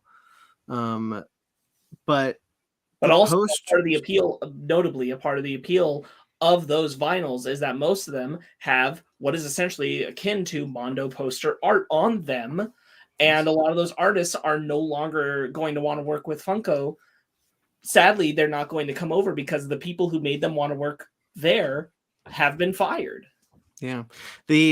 So a lot of the higher ups at Mondo, the people who started Mondo, are gone. They were part of this firing. And a lot of people are hoping that they land on their feet and can start a new company, a new poster company. And a lot of artists are even saying that I'll follow you to that. Right. Yeah. I've seen that too, but like it sucks because they just shouldn't have to. They had such an incredible business they built. Like this is crappy. Yeah. This is legitimately a horrible, horrible situation. I want to say that when we heard that Funko bought Mondo, it should have been a match made in heaven. Yeah. That's what we thought. Yeah, because once again, Funko is this giant company. They have God knows how much money in the bank. They could easily give Mondo more resources. Hell, I probably would have finally been able to buy a Mondo poster. I would love to own Mondo posters. I don't, because they just don't pop up. They're expensive. They're hard to find. It sucks. Well, they're not expensive when you buy them, to be honest with you. Like they're usually generally like 40 to 60 for what would be like the general version, and then like color variants and foil variants will go up above that. But like 40 to 60 is fairly reasonable for the incredible piece of art poster that you're getting. The resales, those get out of control. Again, the edition size. Yeah. But even like you said, there's like a limited print run. It's not a massive printing thing. And I would love to buy stuff from Mondo. Every time I see their stuff, like when I go to Sparks or Brandon's houses, I see those incredible posters. I look at those incredible vinyls. I'm like, man, these are really freaking cool. When I see them at Comic-Con, I'm just like, damn, I wish I had money in my budget to buy something from these guys because it's so freaking cool. Yeah. Now that Funko has gutted them, I'm like, screw you guys. So, I'm sorry, Ben. I was just going to essentially say that if I find out that artists who work at Mondo moved over, like say the guys who started Mondo create a new company, and they're doing like posters or something else, I would do the exact same thing. I'd give them my money. I'd give them my money as opposed to Funko. So a few days before this news dropped, Mondo posted a thing. It was this Thursday at 6 p.m. Join us for another live Mondo happy hour featuring our creative directors. Blah blah blah. This is kind of the thing that this is kind of a celebration of their stuff. They do a lot of online stuff, a lot of promotion, a lot of kind of experience. They had a Mondo Con even. They've had a Mondo Con for years. They have their own convention that people go to and buy a shit ton of this product.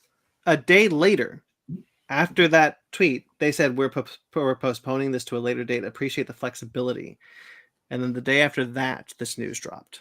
Right. Aye. It's really crappy. It's really shitty. Funko is making a bad decision, and they're dumb and they're stupid, and I don't support it. And I think that they're shitheads. And Mondo is great, and I do feel like the team can potentially land on their feet. But the tough part is that they're going to have to start all over again about working out the licensing deals. Even these artists that want to follow them, they have to have new conversations with all the people to license the film properties in order to get these posters made. Yeah. Yes, Ben. If I may. Going to the fact that Funko also decided to dump $30 million worth of product in a landfill because they can't sell it. That is extremely note for note what Atari did back in 1983. Hell yeah. Which started to lead to the North American video game crash of 1983. Now, I'm not saying this is going to eventually lead to a Funko crash of 2023, but damn, the history is there, and shit is getting weird. We always knew this was going to happen. Funko got really large and really big, and people early on were comparing them to Beanie Babies, and I don't think that was a bad comparison even then, because they are collectibles that everybody wants and can find, and they're being sold for a lot of money in some cases, but eventually that will pop. It always does. Funko is not indestructible. No company is. I see what you did there. Thank you. The no company is too big to fail. This was always an inevitability that they would lose money. They would have a bad quarter.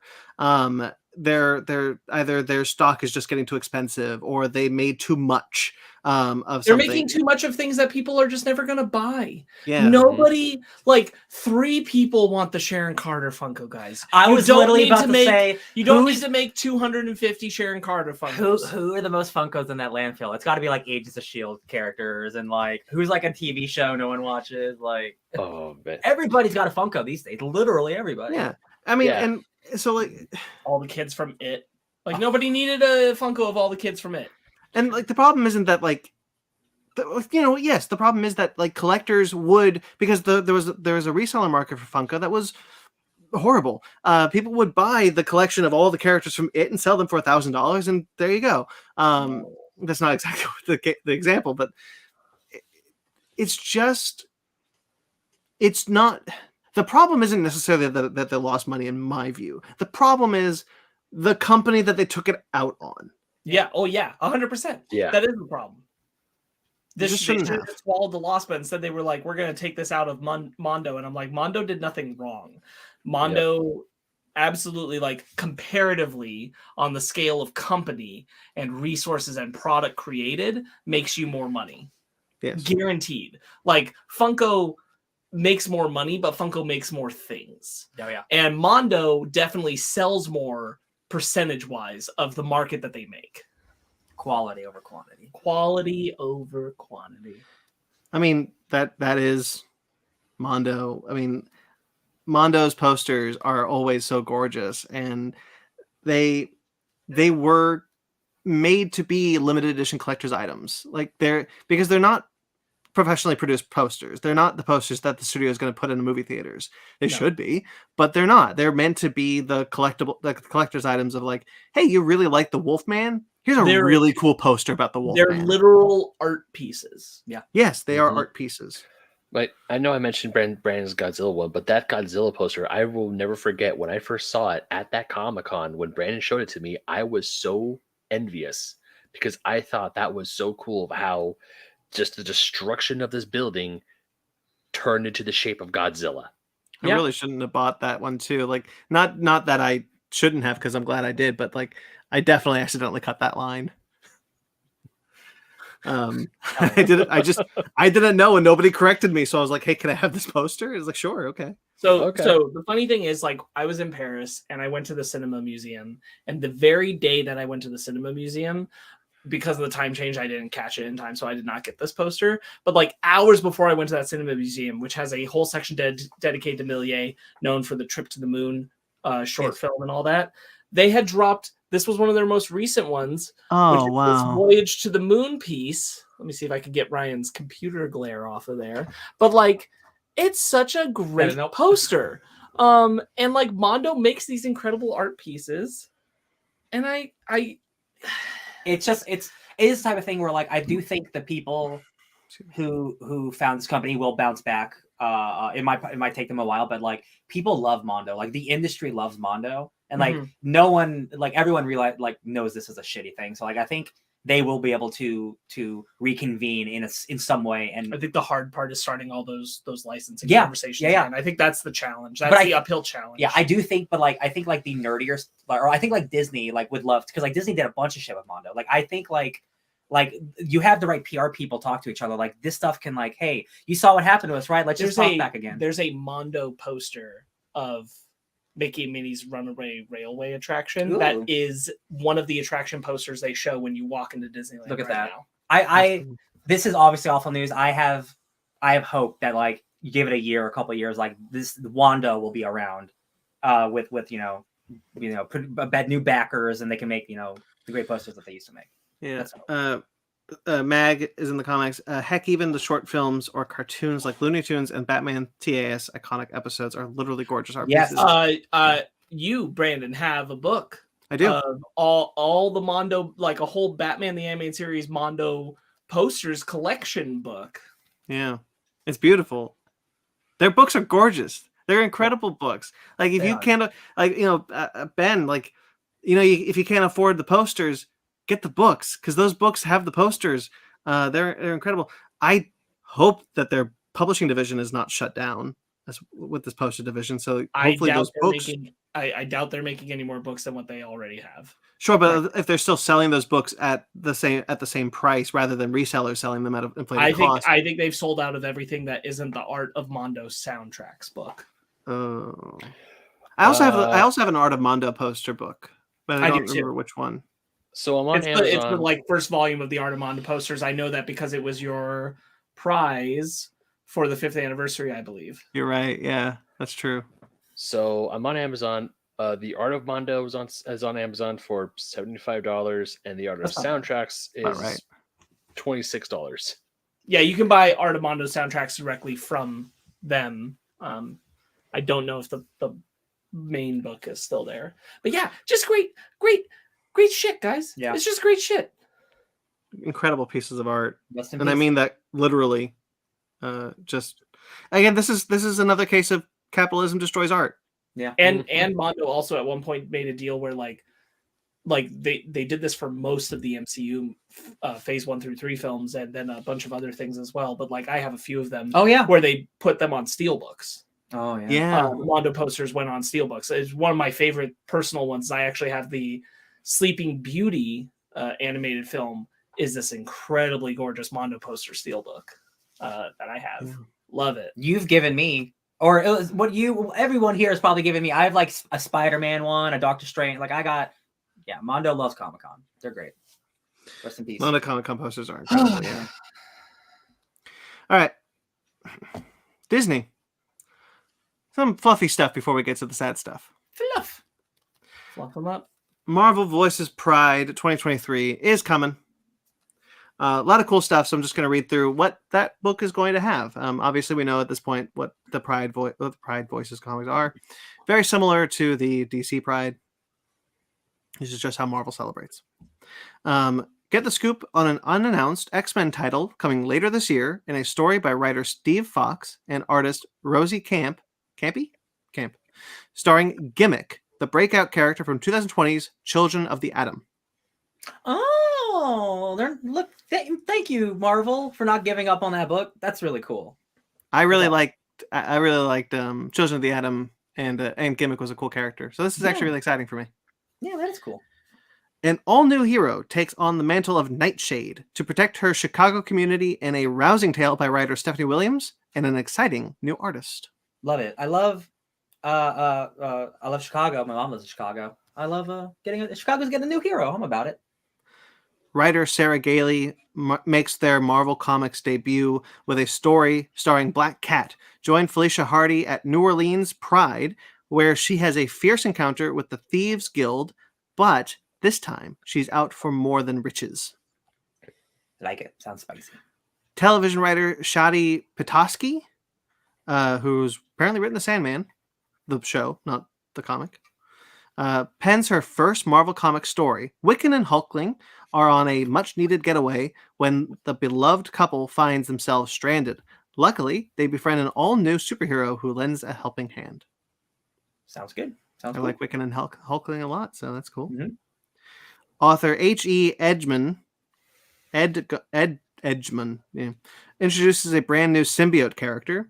It's also the summer of symbiotes coming. Oh yeah. There was the big old poster of like, look at the 48 titles this is gonna cross over into. Yeah, and I was like, cool. Hey, don't. You just read a bunch of symbiote stuff. I did. Do we have some new Shriek? Shriek. Oh, There's also Scream and Shriek. Those are both true. I don't know. Scream. Do we have some new Scream? No. I can look up the poster. I forgot to put it in here, honestly. Yeah, because like if they were going to pick up some of the trail that they left off on Scream, I'd be totally into that because it, like I said, that was a surprisingly good comic that they had to drop. Woo! Basically, all the Pride stuff they said, not quite going as hard as like DC did this year, but putting out this really solid comic book with some really interesting characters and stories. Yeah. So what we got, Ryan? That's yellow. But she's like, that's like boobage. There's a lot of boobage in this one. A lot of boobies in this. This is crazy. This looks like a lot of, I don't know what the hell's going on. Looks cool though. Are there titles on the bottom? What's happening? He's got like a beach ball. Are there titles on the bottom? Oh my god. We got Venom, Carnage, Extreme Venomverse, Death of the Venomverse, Edge of Venomverse, Carnage Reigns, The Cult of Carnage Misery, and Red Goblin. Okay. That's a lot of Red Goblin. I read that Gold Goblin book. That book's awesome, but that's a Chris Cantwell book. Yeah. I don't know about Red Goblin yet. I read his first issue of Star Trek Defiant, Cantwell's. It's so good. Yes. So Cantwell good. can't miss. He brings back Ro and Lore and Worf all in a team together. I'm like, oh baby, you get it. Love it. Star Wars. Damon Lindelof and Justin Britt Gibson have exited their Star Wars film. They were writing a Star Wars film, and they are no longer writing that Star Wars film. Not Lindelof. Charmine Obaid-Chinoy is still slated to direct. They were directing the film when Lindelof was writing it. Okay. Peaky Blinders creator Stephen Knight will take over writing the script. Oh, I wonder if it was maybe just a scheduling thing. Oh, okay. I thought the whole movie isn't canceled. It's just Lindelof's leaving. Interesting. Yeah. Creative differences. Yeah. I'll believe there's a Star Wars movie when I see it. Yeah. Yeah. The rumor has it that they're going to announce 3 at Star Wars Celebration next month. Whatever. So they can cancel in the next 3 in 6 months. Cool. Yeah, that doesn't. Even the announcement doesn't mean shit because they already canceled Rogue Squadron. Yeah. Oh man, yeah. Star Wars Skeleton Crew, which is the John Watts TV show that's I think done filming, and we're just now finding out that the Daniels directed an episode. The Oscar-winning directors, the Daniels. Yeah, that's why we're finding out. Have directed an episode of Skeleton Crew. Damn. I have no problem with this. That sounds fun. Yeah. I guess directors are really fun, and they seem really excited about it. They really like Star Wars, so like, yeah, let's do it. I'm excited about that one. Yeah. And the rest, the Disney Lucasfilm. This is kind of like Lucasfilm, because as you guys know, Lucasfilm is not just Star Wars. Maybe someone should tell Bob Iger that, though. It used to be. Disney Plus, the Indiana Jones Disney Plus project, the series of movie. We weren't quite sure what it was going to be. We heard series. We weren't sure, though. Is now rumored to not be moving forward. Now, this is all rumor, by the way. It's all speculation. It's all coming from YouTube people. But it's rumored to not be going forward, and that Disney has apparently told Lucasfilm to only focus on Star Wars content going forward and not any of the other IP. I'll Boo. well, I mean, okay, with another Indiana Jones movie coming out, and that I can understand them being all right. We're gonna put a pause on Indiana Jones because we got a brand new movie that'll be the focus, and then we'll be paused on Indiana Jones for a while. So I get that, but everything else, like they canceled Willow, like all that's Lucas, right? So like they are the Star Wars company, but they might. It does feel like they want to be more. That doesn't mean that they can't come up with a new idea, a new IP. But I don't think you need to just they can't even get a Star Wars movie out though. So I don't even know what we should do. But I don't think the right call is to say, "Hey, film studio, you are now only a Star Wars machine." Yeah, no, I agree. What's up, Ben? I hate this. Yeah, sure. Because look, I get it. Lucasfilm is Lucasfilm because of Star Wars. Get it? That's the bread and butter. That's what makes them run. But at the same time, there are people out there who may be tired of Star Wars. I'm not saying I am. I love Star Wars, obviously, but at the same time, seeing what Lucasfilm can do outside of Star Wars, I think is a breath of fresh air. I loved Willow. I loved the fact that I loved that Willow series. I had a great time watching it. I also enjoyed the original. I was like, hey, this is what Lucasfilm can do. Obviously, Indiana Jones, great adventure films. This is what Lucasfilm could do besides the big ones. And the fact that Disney wants them to only focus on Star Wars, I think is a waste of talent. I mean, granted, not to say that you cannot tell great stories in Star Wars. Obviously, you can. But to be perfectly honest, there comes a time and place where you get sick of Star Wars after a while. You want to go. It's exactly what Sala says in the Dial Disney trailer. I miss the desert. I miss the sea. I miss all these things. Whereas, part of me was really hoping and looking forward to what other stories that Lucasfilm could tell. Just besides, we're going back to Star Wars because Star Wars.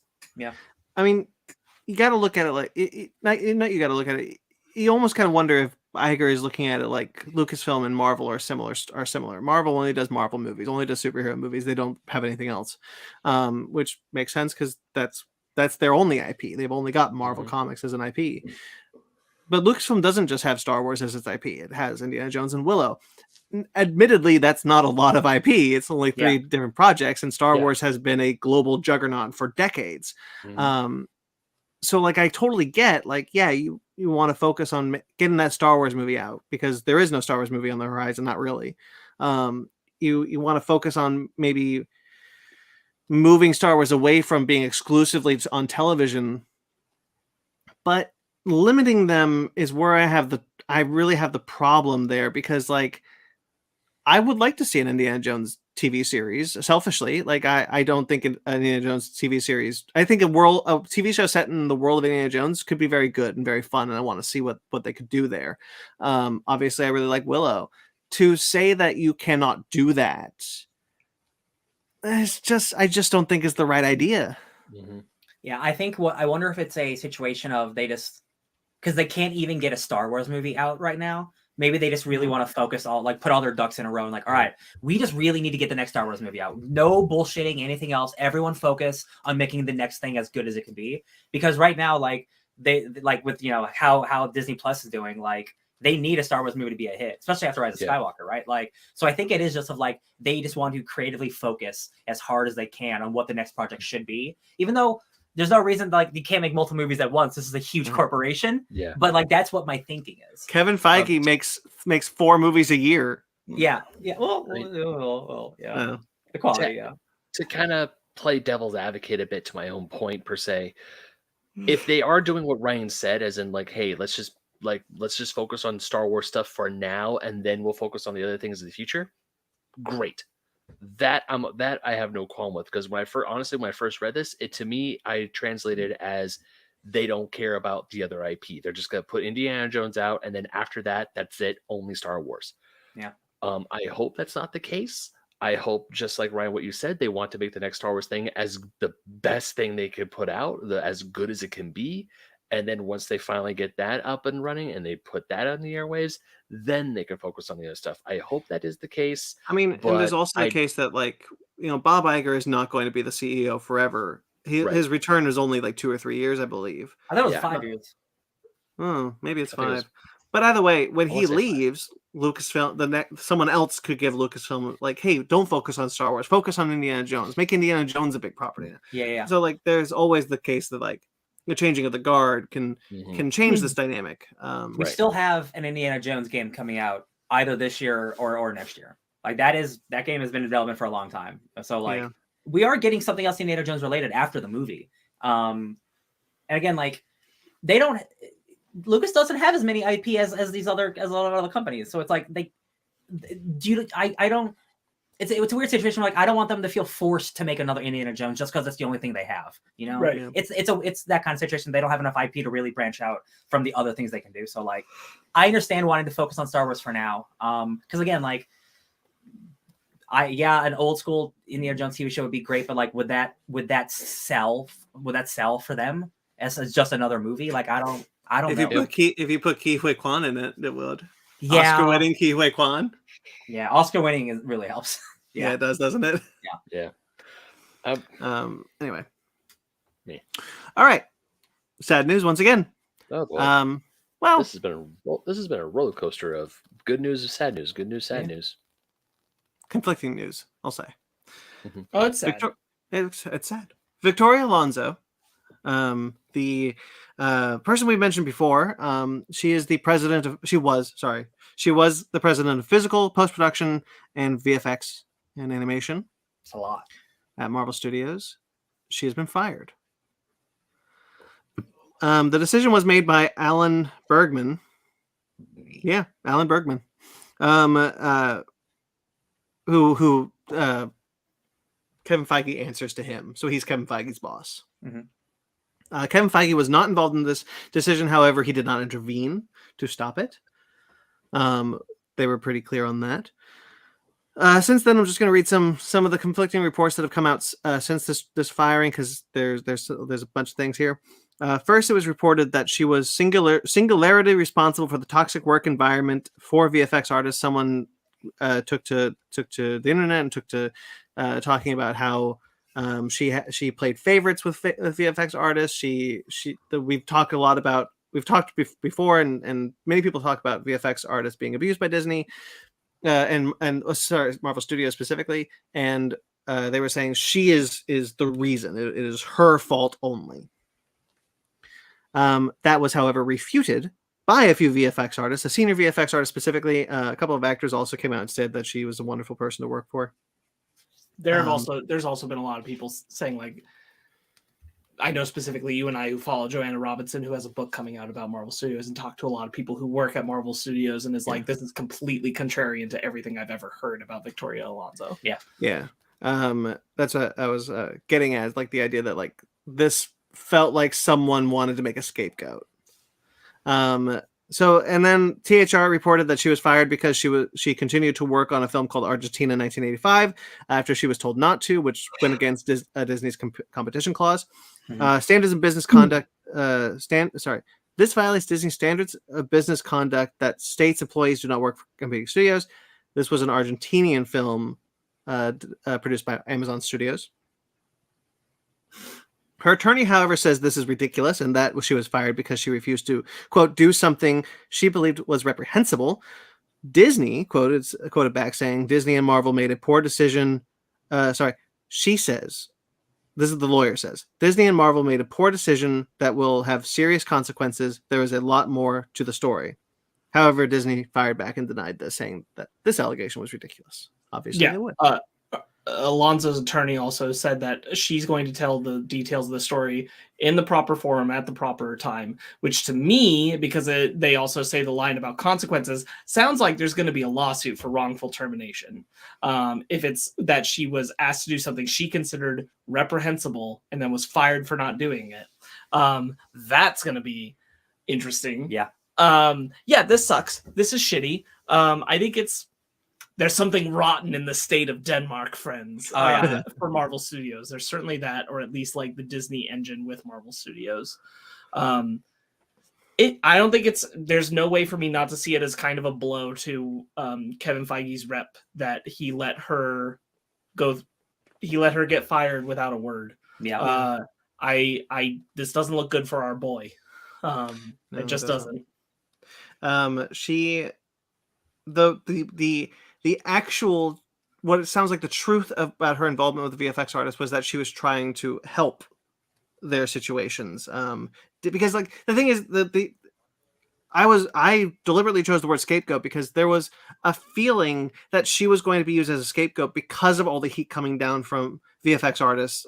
Because there's been multiple anonymous VFX artists talking about Ant-Man and the Wasp: Quantumania's working conditions. In even Black Panther: Wakanda Forever, a lot of those people moved on. There's even a joke about that very thing in She-Hulk: Attorney at Law. Yeah. And so you have this idea that like, okay, well, clearly people think there's a problem with how we treat VFX artists. Let's fire this person because she was the reason for it. And it definitely sounds like that was maybe an initial thought, if not the outright reason for doing it.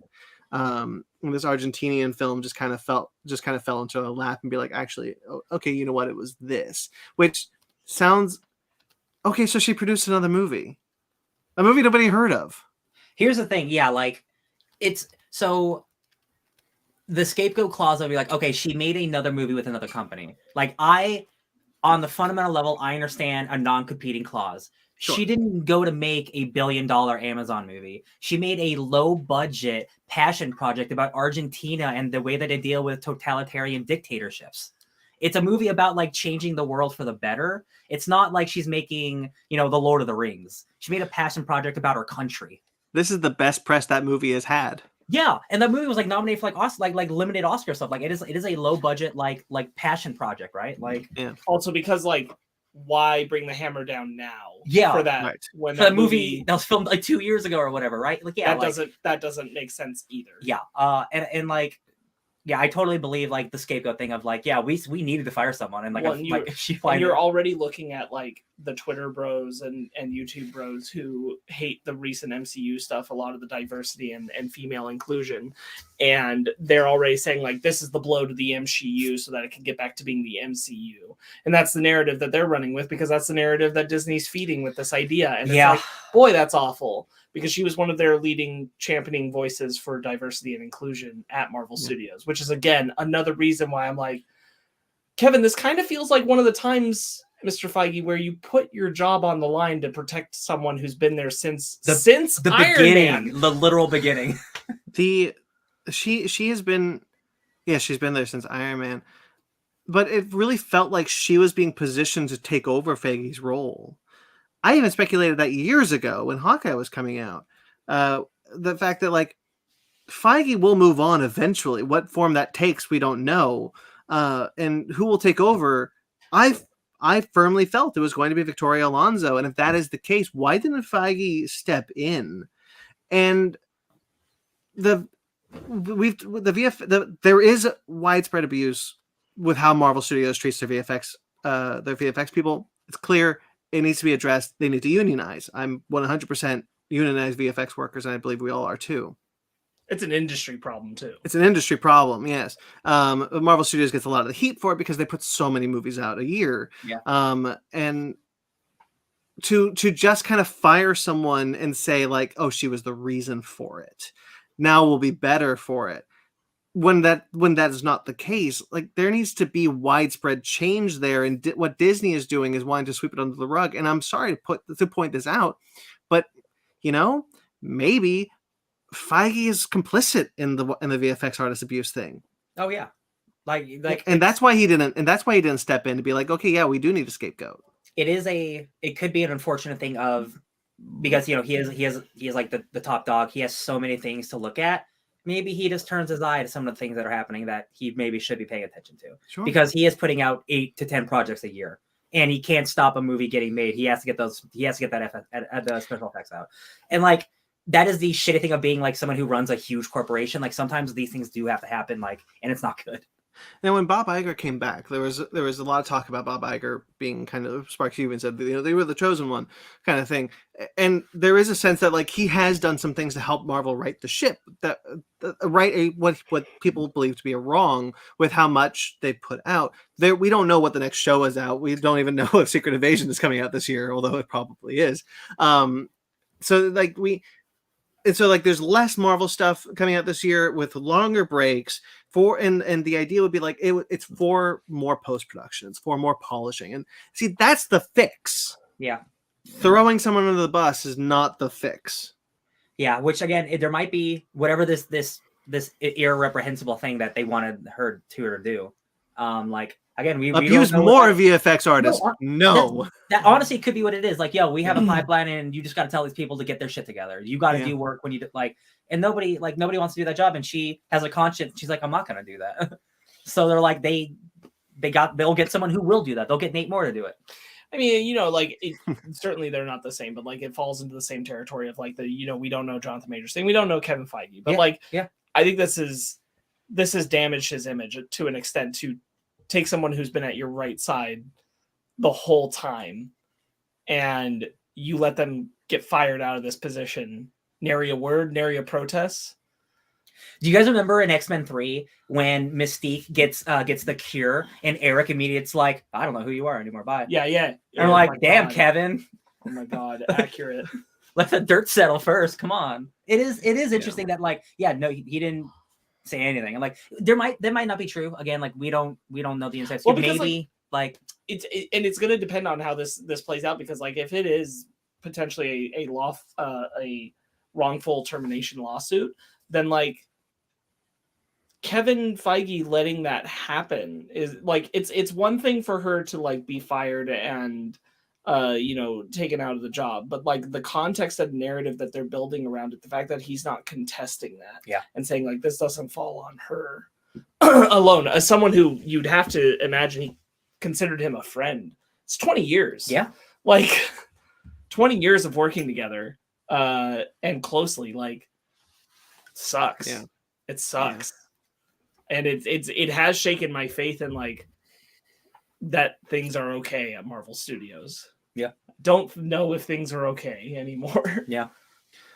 Yeah, I mean, there's talk already about the superhero bubble bursting. Whether or not that's true or not, I don't think is us to say, but there is something that maybe was always at Marvel Studios and we just didn't see it as prevalently until now. But there is a, as Spark said in the beginning, there's something rotten in Denmark. It's always funny, when you do this podcast long enough, like we talk about the Marvel and DC comics, how like, oh, Marvel right now is in a little bit of slump while DC's kicking ass and like they mix and match and they're like, now we're like, damn, look at DC's lineup coming up. Holy shit, James Gunn's killing it. And like right now Disney just fired like one of their main executives and like one of their major stars is like maybe a criminal. I'm just like, oh shit, man. Well, actually DC's got that too. What am I talking about? Yeah, DC. Everybody's a criminal on both sides. We gotta wait one more year for DC to be on the good side of this. Yeah, that's true. Yeah. We'll see where the Flash lands. Guardians 3. Yay. Oh yeah, Guardians 3 is gonna kick ass. Yeah. Yeah, this was a bummer. And honestly, like you are right, Sparks. Like the thing of like, and Kevin Feige kind of didn't really have much to say about it. And I'm like, really? Like the person you've worked for this entire I really hope that's not true. I really do. Because that's kind of effed up. That's kind of messed up. Yeah, I've never taken Feige. Again, I don't know him, but I've never taken him for a company man. Yeah. I mean, like he is the guy, but like he doesn't seem like that. He doesn't seem like the kind of person who would throw someone on the bus. Allow someone who'd done so much for the studio to be tossed out like this. Yeah. So it just doesn't look good. And I highly doubt that Victoria Alonso was fired for any reason that isn't absolutely batshit. So I'm excited for her tell-all, man. Oh man. She has a book coming out later this year. I doubt this will be an included part of it. It's called Possibility is Your Superpower, so look out for it. But I'm eager to hear her tell her side of this. Yeah. Since her attorney has already said that she's going to. She will get another job. She's worked for Marvel Studios for 20 years. Someone's going to scoop her up. Oh yeah, for sure. It's just she cultivated.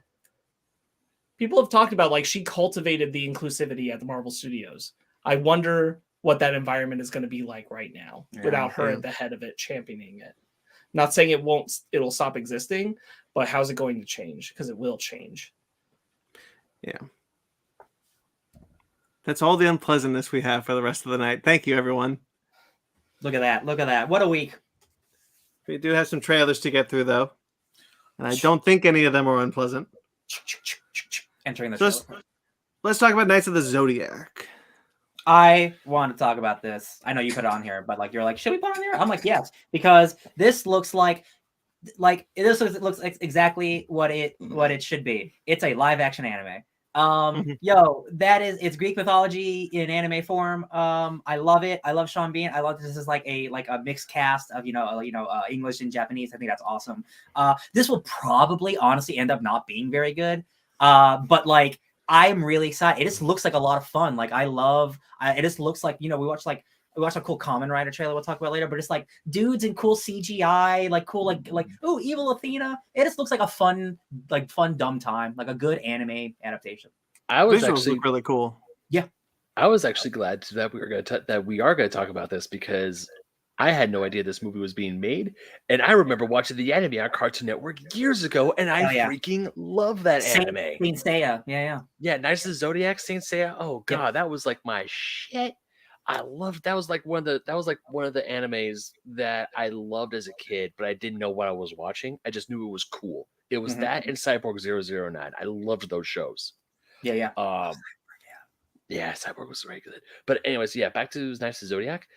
This, I have to agree with Ryan. This looks like a live action adaptation of that anime. The armor that Seiya is wearing looks great. It looks like the Pegasus armor. It's just unapologetic. It's not like, oh, it's live action. We have to be restrained. It's like, no, like, who cares?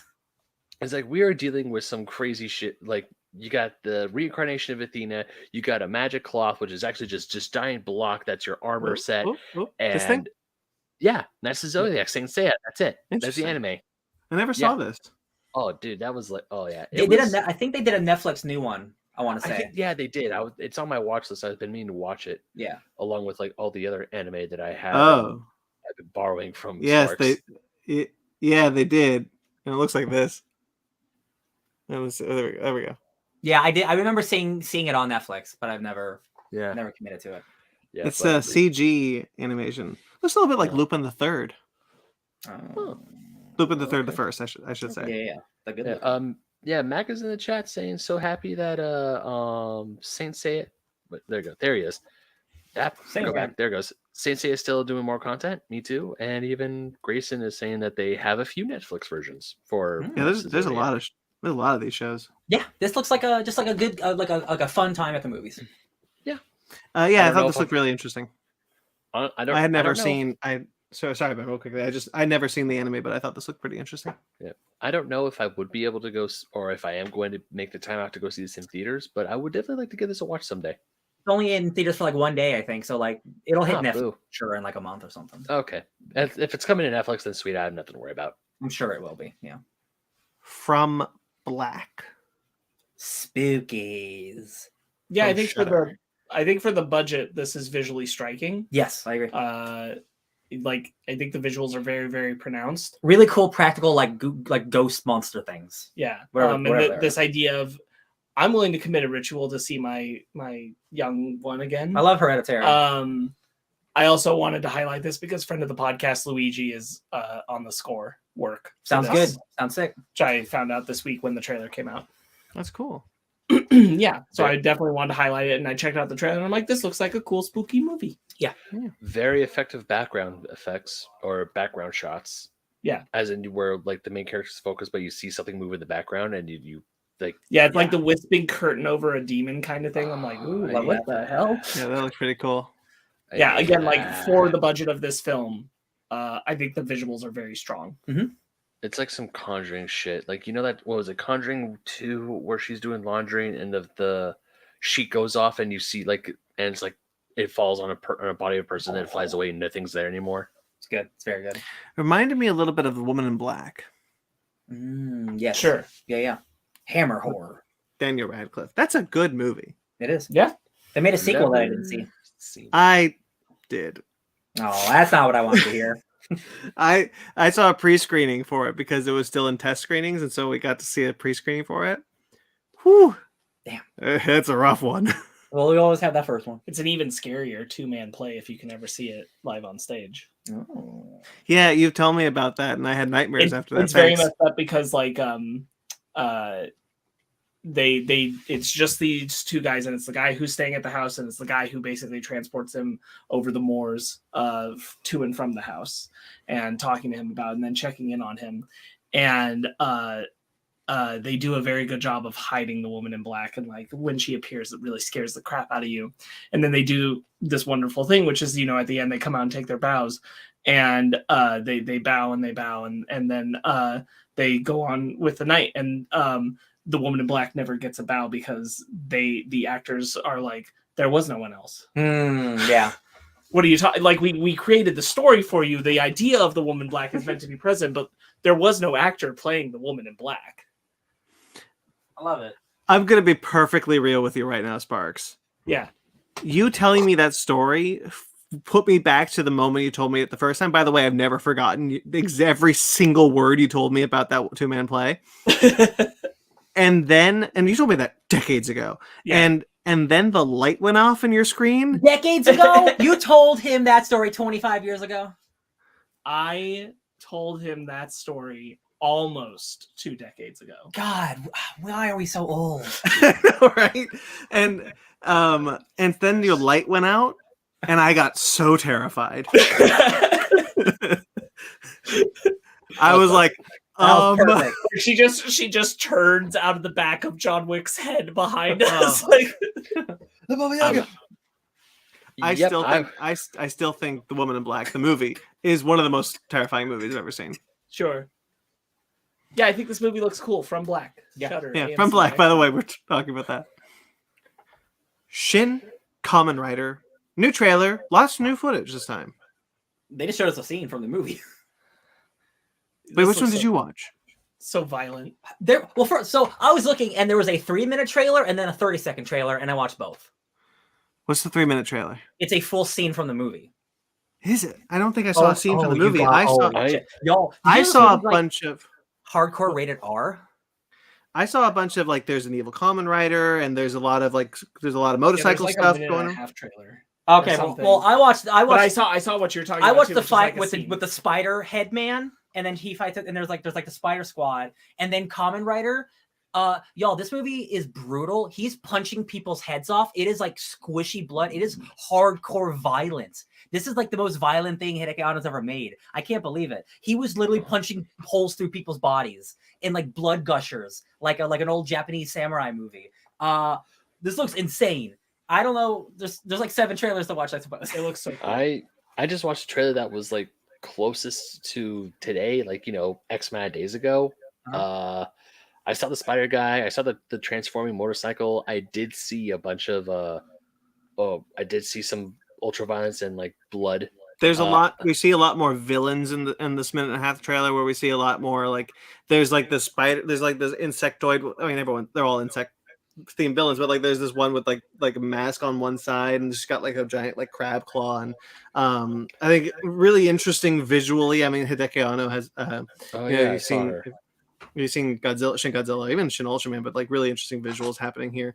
I really appreciate kind of what they're doing with Kamen Rider, and how they're there's like an evil Kamen Rider, and like how they're kind of doing like the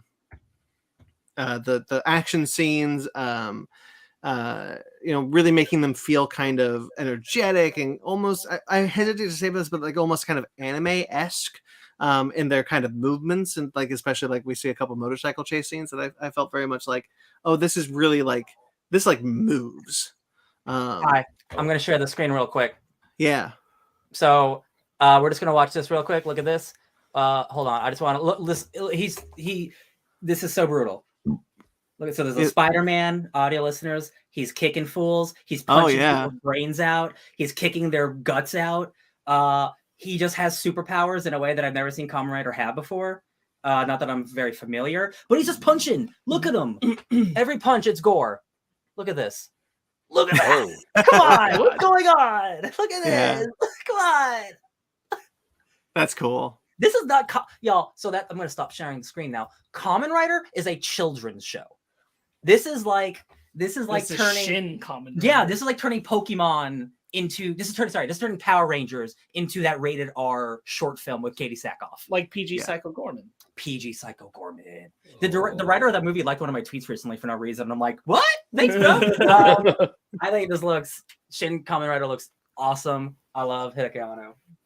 Yeah, I'm excited for this. Oh my god, yeah, all the villains. I love how it's just, we're just doing Power Rangers. The goofy dudes and helmets and cool punches and poses. Love it. Shin Kamen Rider had a Saban tried to do a spin-off of Power Rangers with Kamen Rider. They called it the Masked Rider, I think. Didn't last very long, but they tried. They tried it. Tried so hard. Speaking of Power Rangers Once and Always. Power Rangers. The legacy sequel to Mighty Morphin Power Rangers. I will say I have no positive or negative feelings on this because it's just not for me. There is one scene where you see, I think her name is it Trini? Trini. That actor passed away. And then it's like they're doing like not a retcon, but like the bad guys killed my mom and I'm the daughter who's gonna get revenge. And I'm like, that's actually sweet. I like that. Yeah, I think that's really, really sweet. Just to see the original Blue and Black Rangers again together on the same screen made me happy. I grew up with the original Power Rangers. You still get that classic Power Rangers camp. That Mighty Morphin Power Rangers camp. I actually kind of like Rita's design. How she's like now a metal face, metal body. Like I found a new body. Yeah. I'm looking forward to this. As far as I understand, we made this. This is not using Japanese footage. This is 100% American footage. Yes. Yeah. And Jason David Frank and Amy Jo Johnson decided not to return for this for unknown at this point reasons. Well, Amy Jo Johnson has been on Twitter. I retweeted something of her saying a lot of speculation why I didn't want to come. Maybe I didn't want to leave my family for a month. Maybe this reason. And honestly, it's none of y'all's business. LOL. Yeah. So she kind of I don't think she just wanted to do it. I just don't think she wanted to do it. And I'm like, one of the things she's like, I'm like, I'm in my 50s. I don't want to be in spandex anymore. Also is what she said. So. Now, well, I'm 100% like, yeah, okay, it makes sense why Amy Jo Johnson wouldn't want to do it. It's weird that Jason David Frank didn't want to do it because he does everything when it comes to Power Rangers. He's doing that fan film, the White Dragon fan film. So what was it about this that he decided not to come back for? That's weird, honestly. It is weird. Yeah. I don't know. I don't want to believe it was a money issue. Like I don't think that would have been the issue because again he's done like fan stuff. So. Fan stuff, yeah. It could have just been again scheduling or just like he didn't feel it was strong enough for him for Tommy. Like I don't know. To be honest, like my assertion just in reading that was that just based on this trailer, I just don't think it was a very good script. I don't mean to be mean. It does feel like this looks like a Power Rangers thing from the early 90s, and I don't mean that in a nice way. Yeah. I was more not positive, but like I liked that they were going for we're keeping it kind of cheesy 90s aesthetic. But like that definitely the aesthetic is fine. Yeah. It's the script. Yeah. The dialogue in this doesn't sound good. Yeah. I will agree with you there, Sparks. The dialogue does seem very cheesy in the 90s. No, yeah. Usually when you are sorry, I'm letting a cat in. Usually when you are revisiting a property this many years later, you're like kind of bringing it up and elevating it into the age rather than just like doing verbatim the story kind of thing material of what it was. And to me, it just seemed very interchangeable with the stuff of the 90s from a script point. Yeah, I mean, Jason David Frank did a trailer for the Power Rangers comic book. Yeah. So yeah, I think probably Sparks is correct. Like it just, the script wasn't there.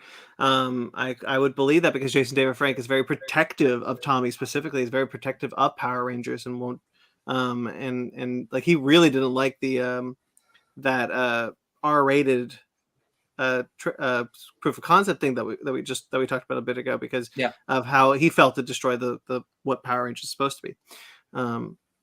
I liked it. But it's a fun thing, yeah. Yeah, it's fun. Katie Sackhoff's in it, and I like her. Yeah.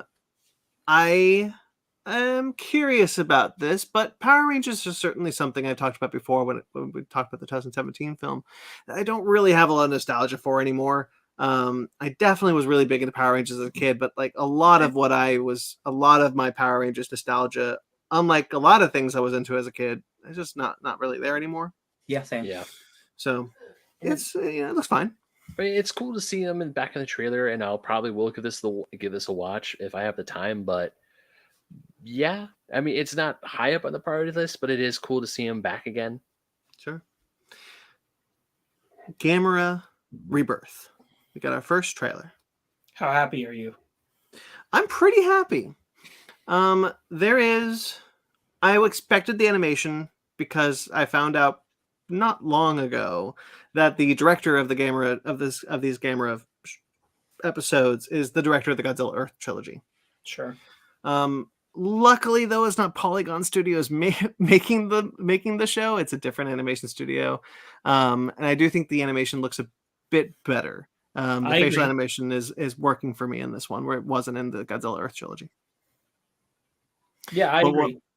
What we always talk about, though, when it comes to this kind of CG animation, is how good the monsters look. And boy, does Gamera look good.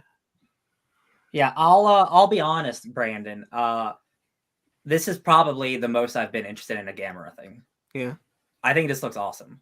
Because I am not totally in love with the people. Like it is better than the normal Netflix grab, but like it's still not what I wish. It could just be 2D.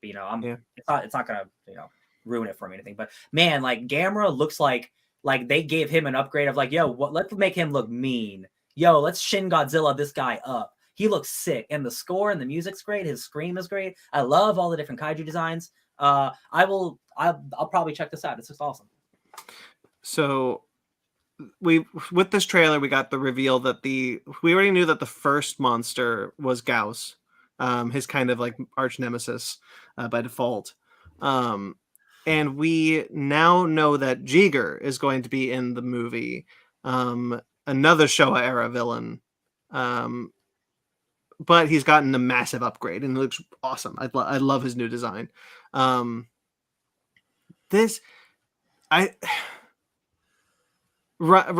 like, you really like the Gamera trilogy from the 90s. I'm sure. If you want Shin Gamera, that was Shin Gamera, baby. Does he look mean in those? Yeah, he does. He looks mean. I love me again. Like I love me a mean looking Godzilla. Because he progressively evolves through the movies, and by the third one, he's a vicious boy. I'm into it. All right.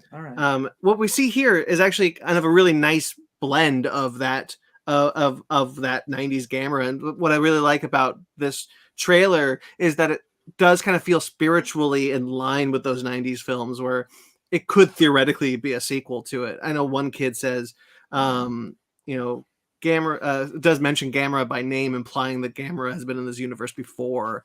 It's entirely possible that there could be some at least spiritual connection to the 90s films. And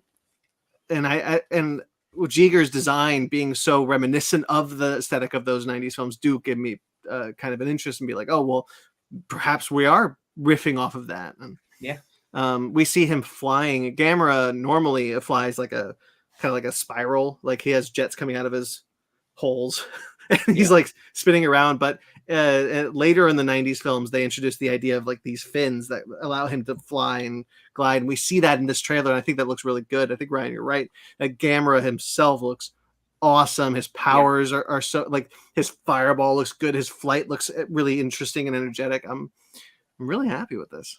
Yeah, I am. I was very surprised. Not that I thought it was gonna be bad, but I'm like, oh hell yeah! I'm into it. Yeah. Sparks, did you want to say anything? No, I think it looks good. I'm glad that the face stuff. I don't think it's as. I don't think the human animation is as bad, certainly as the Godzilla Earth trilogy or the Pacific Rim: The Black anime either. So it's a step in a better direction from those two properties. So and I really like the kaiju. It reminds me of the Singular Point kaiju animation. So I'm really happy to see it. Hell yeah. Ben, but honestly, even more finer detailed. Sorry. Yeah. Ben Gamera looks cool. I don't know much about Gamera. Sorry. I don't either. Now's the perfect time. Well, that's what's really interesting about the series is that it's kind of this will be the most not accepted Accessible. way that people can experience Gamera.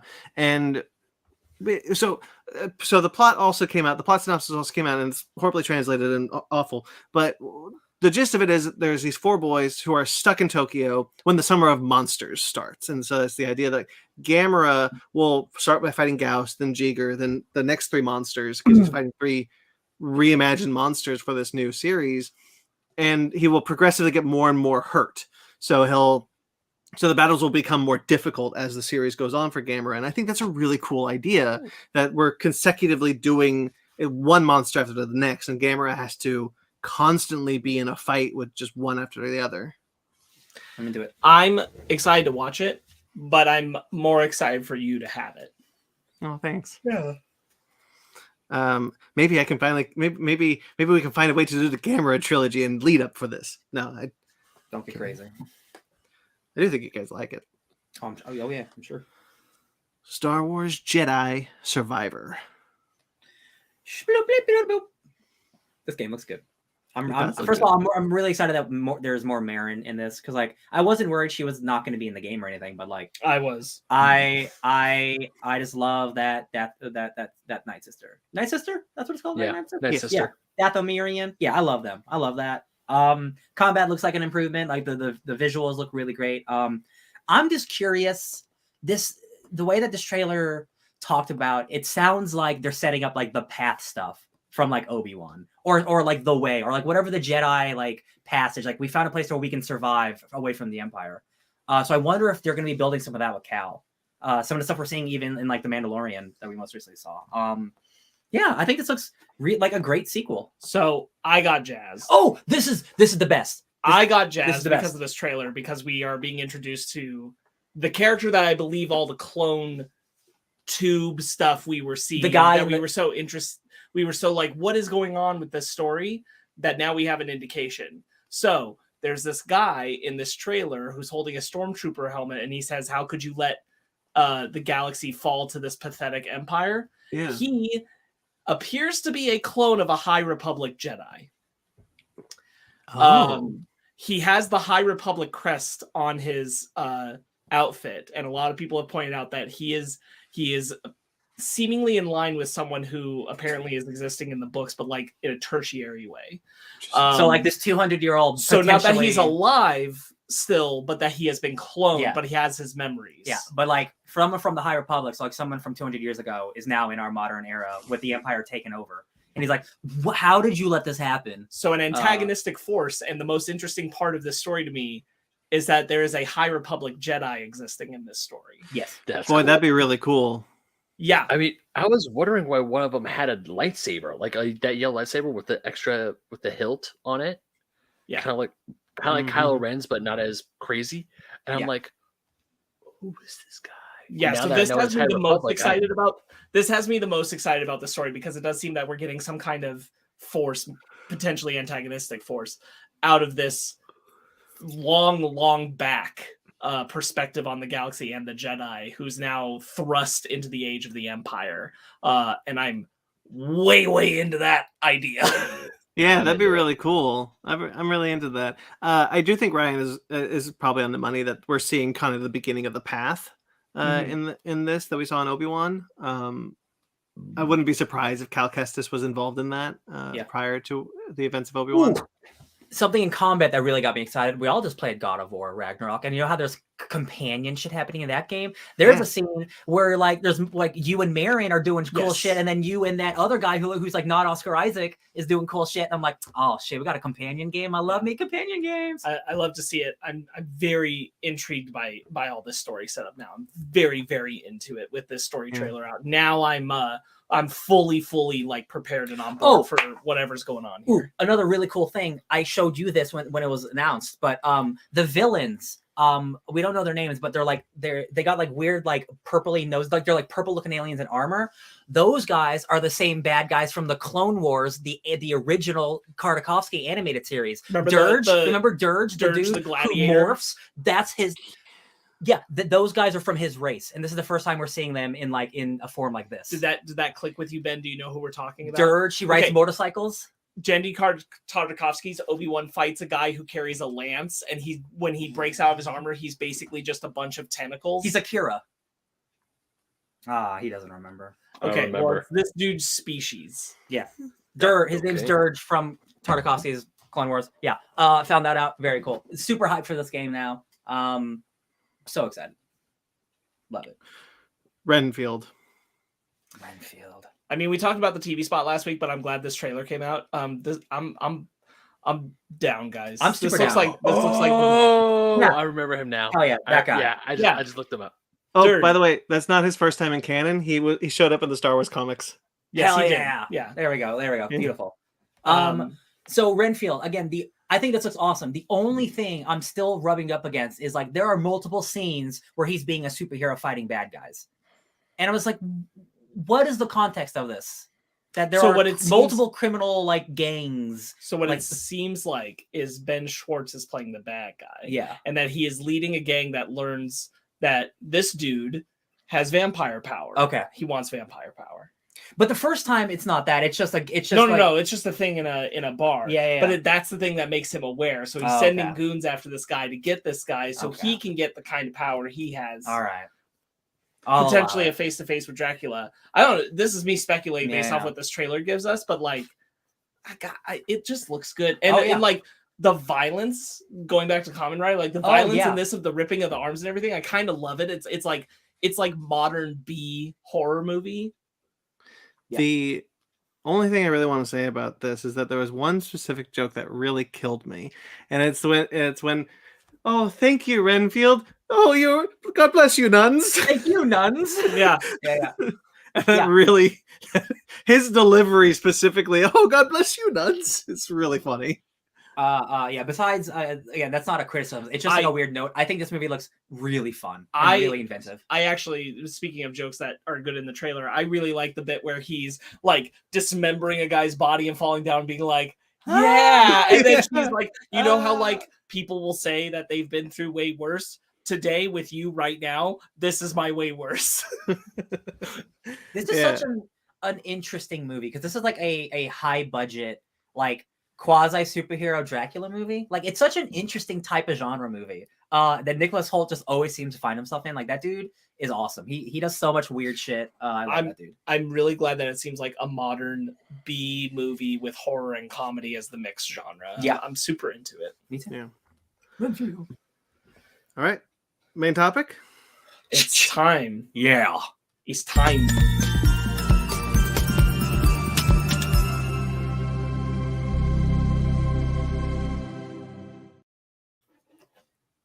It was mid. 10,000. Woo! Oh, Here real we quick, go. Brandon. Have you seen The Way of Water is up to 7K now? Just No, I like the didn't. real Avatar, it's making money when no one paying attention. It keeps rising. It just Wow. keeps rising. People keep watching that review. I don't know why. All right. The sea rises. So we're going to be talking about John Wick, Chapter 4, the fourth film in the John Wick franchise. Keanu Reeves, directed by Chad Stahelski, written by Shay Hatton and Michael Finch. This is their first time writing in the franchise. We actually talked about it when I believe Derek Kolstad was taken off the project, and then they came on board. So full spoilers. If you have not seen John Wick, Chapter 4. You know, it's up to you, but I would prefer you not to watch this anymore. I think you should see a better movie, Shazam! Fury of the Gods, but that's just my personal opinion. I'm just kidding. I'm just being a goofy goofster. I should have seen that movie. I would have heard about it less. So sometimes I crack myself up. So full spoilers. If you have not seen the movie, pause it, go watch it. Pause this, go watch that movie, and then come back and check us out. So what do we think about John Wick, Chapter 4? I loved it. All right, Ben. To the surprise of no one, I also loved it. Yeah, and you just watched Chapter 3 too, so you went at did. 3 to 4. Yeah, I went directly from number 3 to number 4, and I have to say I do agree. 3, not the best, still good, not the best. Of the John Wick films. He wasn't on the review for that. I remembered last minute. Yeah. Sparks? may just be the best of the John Wick franchise. Yeah. Yeah. I don't think I agree with it being the best. I still like 2 a lot. It's this and 2. And Yeah. right now I'm kind of leaning towards this. But this is excellent. Really, really excellent.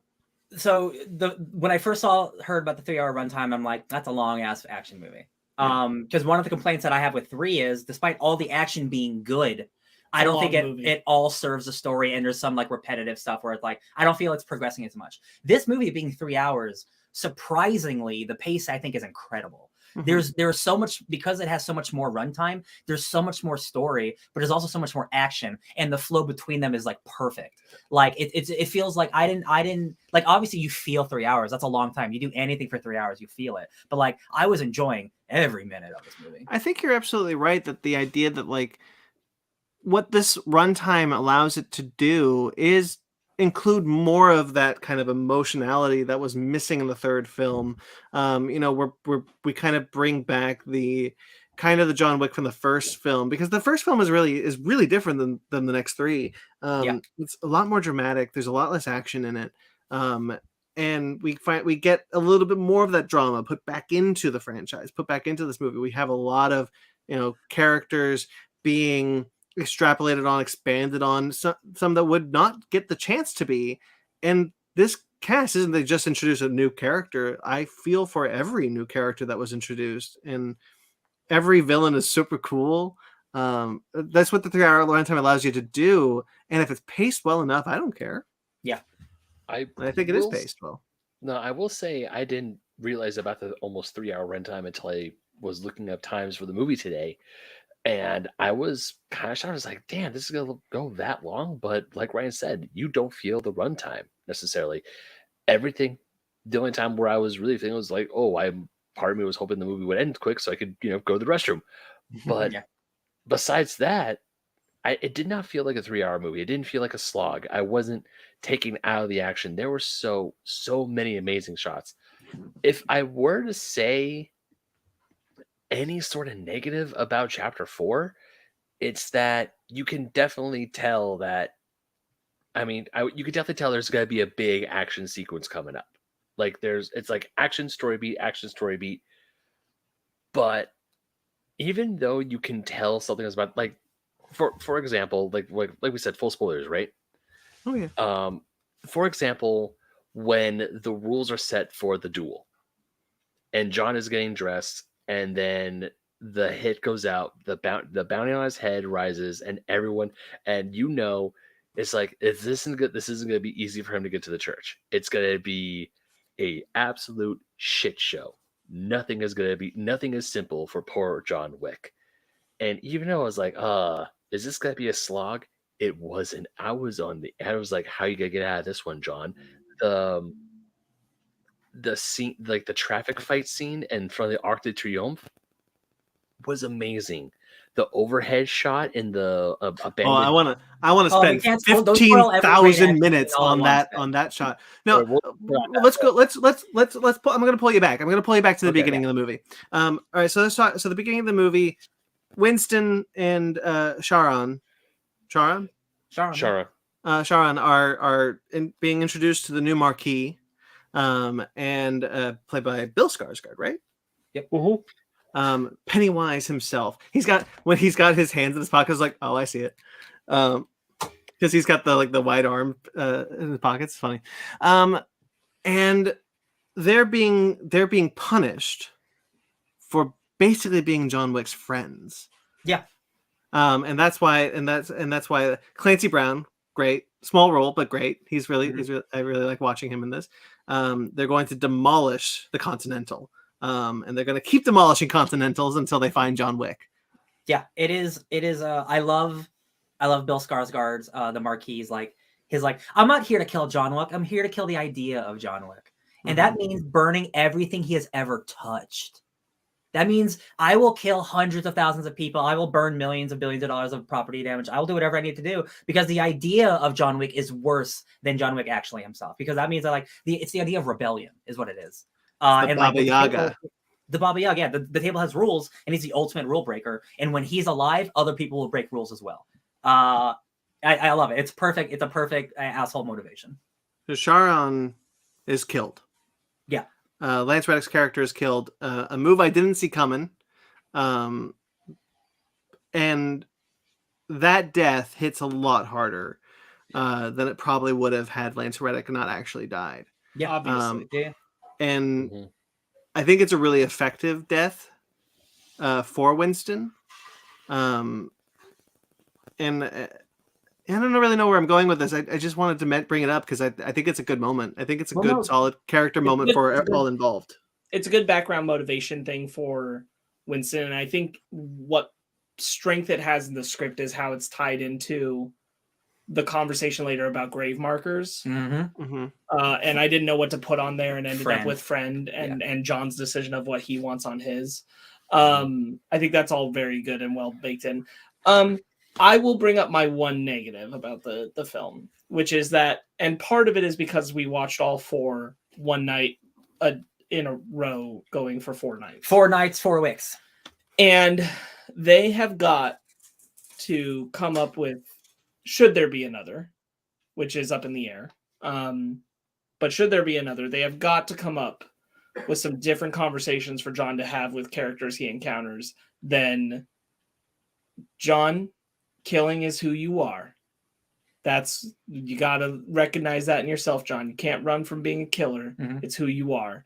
And I'm like, boy, howdy, do some people have to tell John something he doesn't know? Yeah. Because this is a lot of the conversations John has with characters across all 4 films. And in particular, it bothered me in this one because there's the scene where they're sitting across the table setting up the rules for the duel.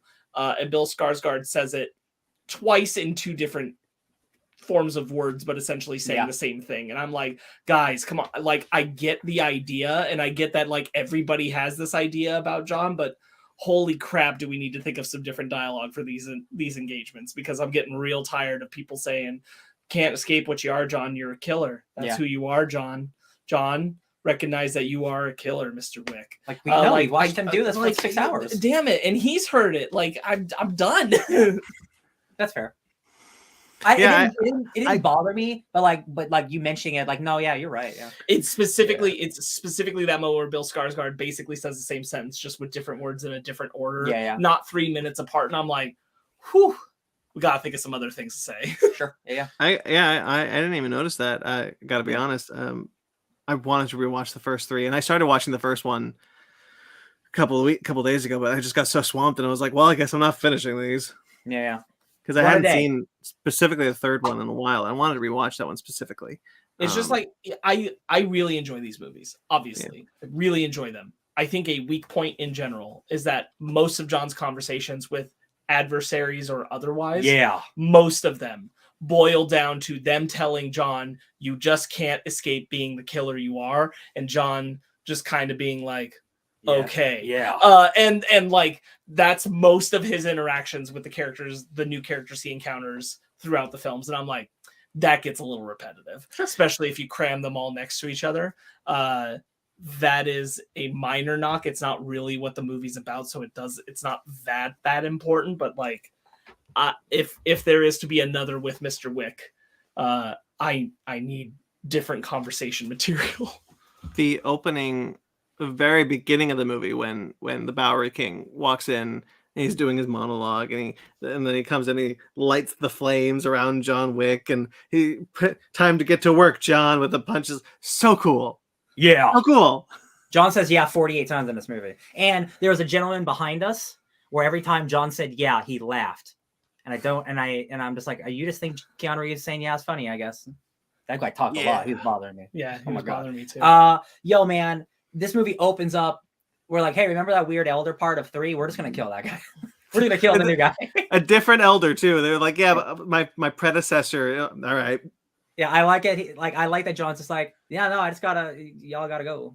To me, that was very much a like, yeah, we don't really know what we were doing with the elder thing either. So we're gonna just kill it. Because I remember that being, and it was still when I rewatched it. Like, that's one of my big problems with 3 is I'm like, I just don't really get what this elder shit is for. I understand like the I like the world building of it. And like, oh, this is where the Assassins like guild began, but they don't give us enough information. You just have to assume a lot. To be honest with you, it bothered me that we don't ever see the high table in full. Yeah. But we've seen the elders that are above it. Yeah. And I'm like, that felt weird and wrong. Yeah. I still think that the high table, like the final movie is going to be like John killing everyone in the high table, and they're all like really famous people.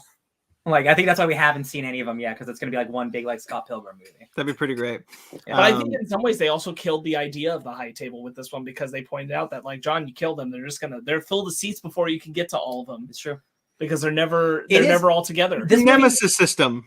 Yeah. This movie ends like, obviously we're gonna talk about the end later, but like I really like the way this movie's like, oh, this movie does not end the way I thought it was going to. Yeah. Not even with just him dying, but it's like the way he gets out, basically. Right. But that's 3 hours from now. Man, you pointed to Ben. Oh. Ben, you wanted to say something. You've been trying to say something for like 5 minutes. I forgot. Okay, sorry. Okay.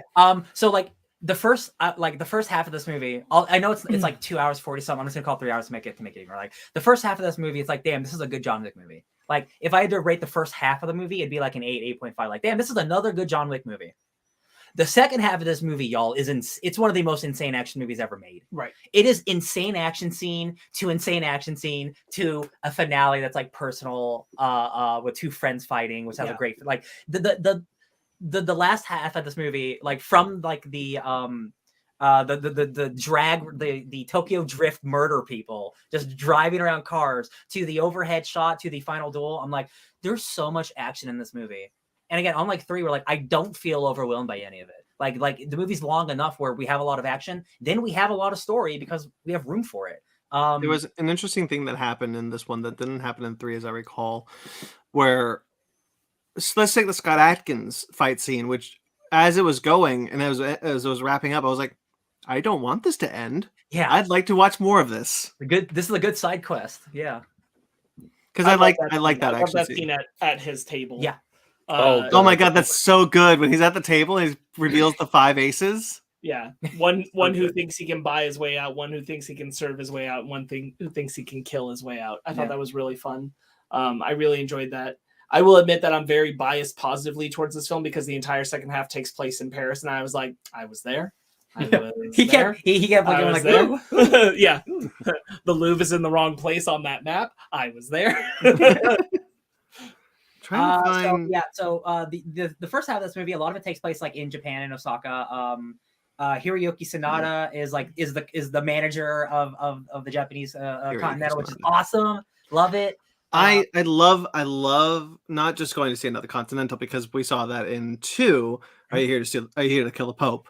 And Hiroyuki Sanada being the Continental and like being really good friends with John, being the manager of the Continental is such a good moment, and we get so much good character work, honestly, even before the action starts, because as he's talking to his concierge and the subtle, and not the subtle nods, but like we know it's his daughter, but maybe not everybody, maybe like the high table doesn't know it's his daughter, and we learn all that just in dialogue as they're just talking about going to lunch, and it's really good. It's really well acted. It's really well written. It's a really solid scene and character introduction. Yeah. His daughter, she's like a famous like musician.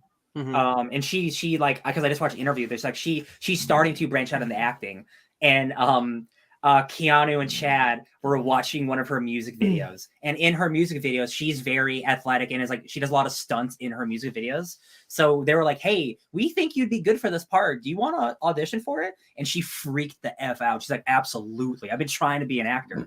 And I think she's great. Akira is the character's name. But yeah, I love John Wick's world building. I love that just like half the world is assassins. I think it's so funny. I love seeing like the cool secretary ladies doing all the things with their tattoos. I just like, anytime you want to world build more, I'm all about it.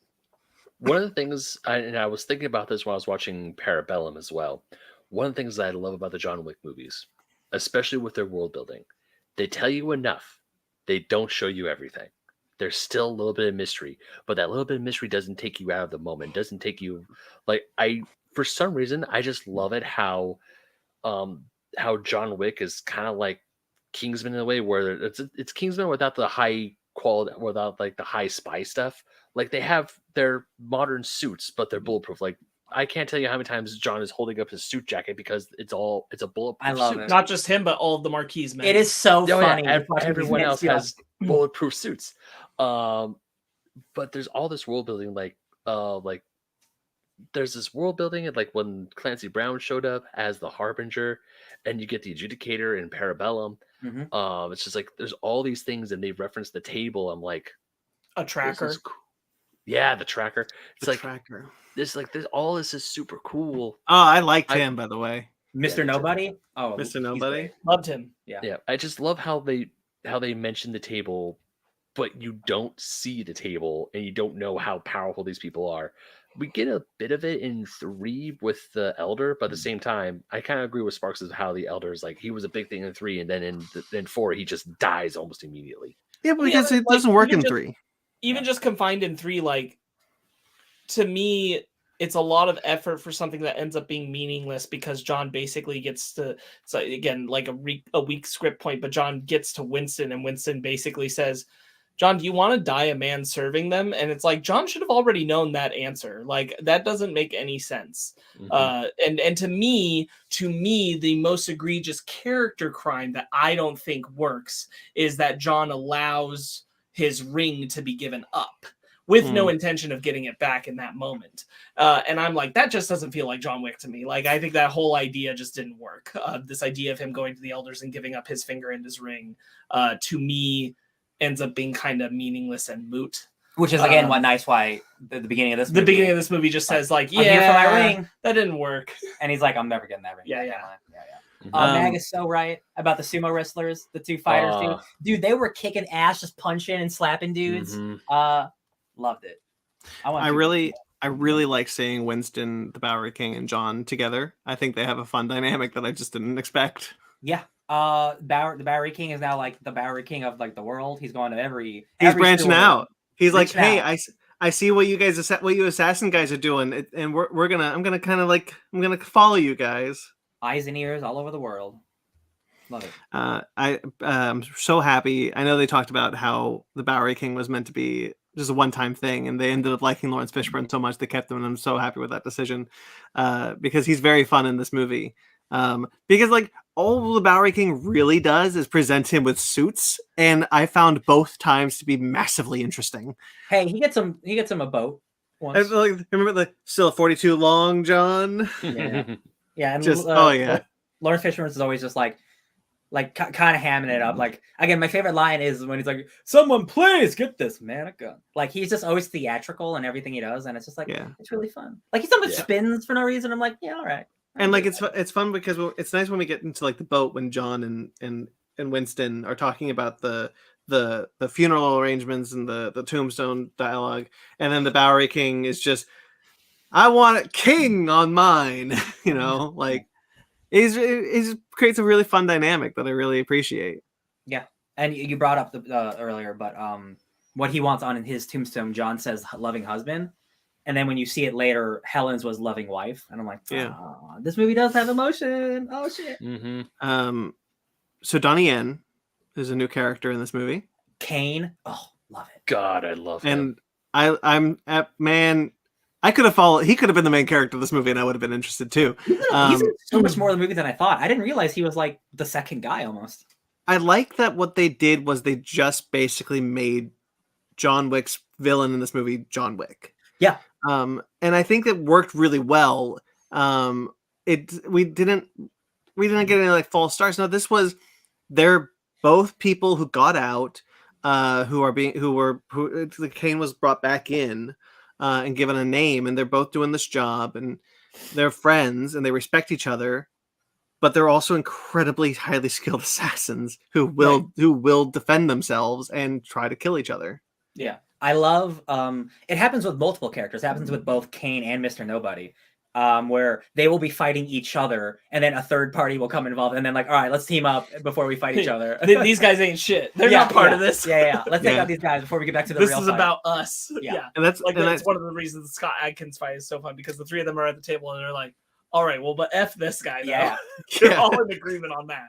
because they're all just sitting there. Like I love that Donnie Yen knew what his cards were. Yeah. Even though he was blind, I thought that was so fun. And he's got that card table scene, like that whole Scott Adkins is wonderful in this movie. He's so much fun. And I love watching him do martial arts in that fat suit he's in. And all the whole action sequence that follows is great, but there's so much good tension. You know, I talked a little bit about like Scream had such good tension, and there's some really good tension in the card scene when he's got all the cards and he's dealing them out, and they're playing this game. And they all kind of like Donnie Yen, the tracker, and John Wick are like are kind of like on agreement at that point. Like, oh, this guy's gotta die. Yeah. Mag brings up a great reference. Kane, clever with his weapon and the doorbell sensor. I did love the doorbell sensors in Osaka. Mm-hmm. I thought that was really good. Absolutely. Yeah, that I was thought cool. they were gonna be motion sensors, but like the door. Yeah, they are. Oh, they are motion sensors, but the doorbell. I like that I like that we see him kind of not taking this battle seriously. We haven't seen him fight yet, and he's not really taking what's happening with the Marquismen seriously in the Continental until they kind of like force his hand, and then he just wastes them. Yeah, not the Marquis people, the Hiroyuki's people. There's a great extended nunchuck scene, and I'm like, nunchucks are what a silly weapon, but like, wow, how they really are effective. Boy, howdy, just two pieces of wood stuck together, they will knock some people out. Yeah. Love it. And that's why I think this film does really well, that the last film didn't. We talked about in the review that I recall that one of the issues that I had with the third film, sorry, second film's perfect. The third film, when it's like, okay, dog goes in for the nuts, shoot in the chest, shoot in the face. Okay, dog goes in for the nuts, shoot in the chest, shoot in the face. Like, we're just doing that over and over again. We're not really getting a lot of variety. Whereas the beginning of that very movie, there was the knife fight and the horse fight and the motorcycle fight and like so much cool shit. Like that beginning of the movie rules. And what we get more in this one is different weapons and different fighting styles. We get some martial arts, we get some nunchuck things, and the action scenes kind of are more varied in their length. They are still lengthy, but they're more varied in it, and I thought that was really interesting.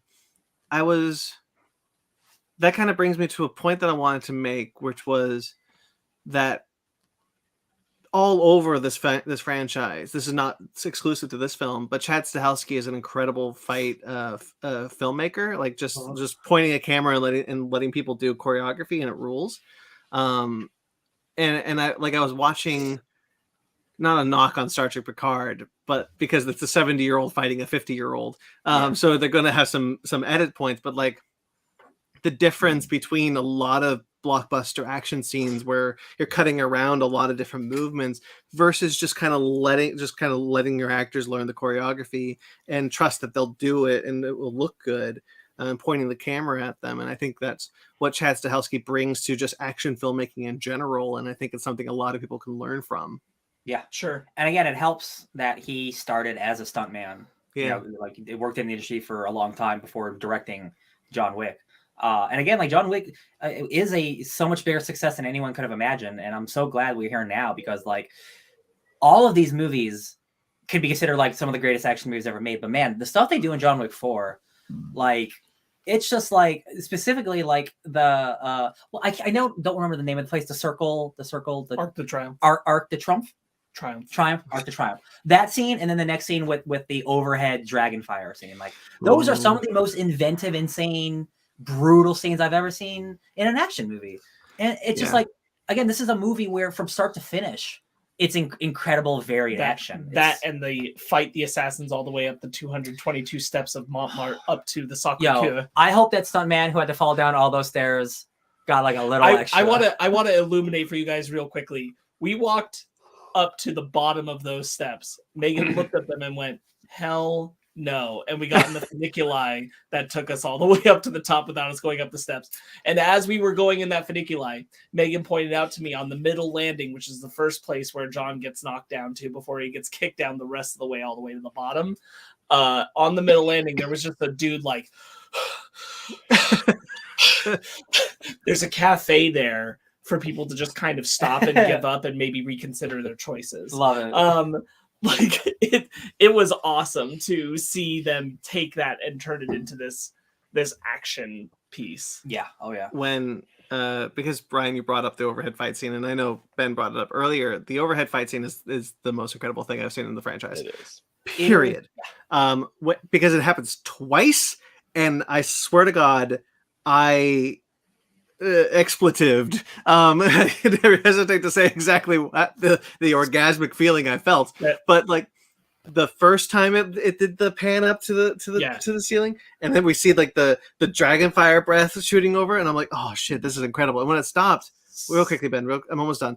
When it stopped, I was really sad. I was like, oh, I want to see that again, and then it did it again. Stahelski has pointed to the video game Hong Kong Massacre as his main inspiration for this sequence. Yeah, that's cool.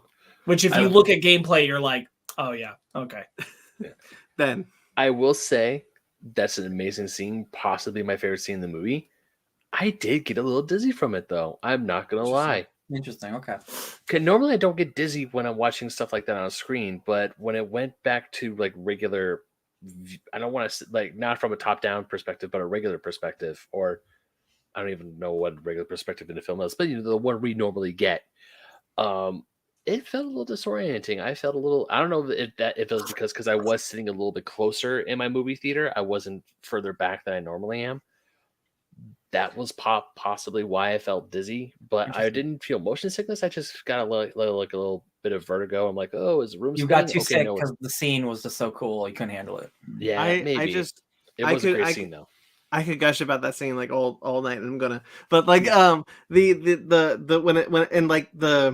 I love the choice of the dragon's breath being the bullets for that scene, because it gives such a visually interesting look rather than just bullets, because he's shooting fire and you see the fire come out of the gun, and then people get lit on fire. Multiple people get lit on fire, and it's a single take, and you're just like, holy shit. And there's no hidden stitches that I can see. I'm sure there maybe is, but there's no hidden stitches that I can see, which makes it feel so much more impressive, because we're just following a single take of multiple people being lit on fire. And you are right. Like it is so impressive. I was hooting and hollering this entire movie. Yeah. It was such a great theater experience. But the second time they do it, I didn't expect them to come back for seconds. Yeah. But we start rising again. I'm like, no way, Stahelski, you mad dog.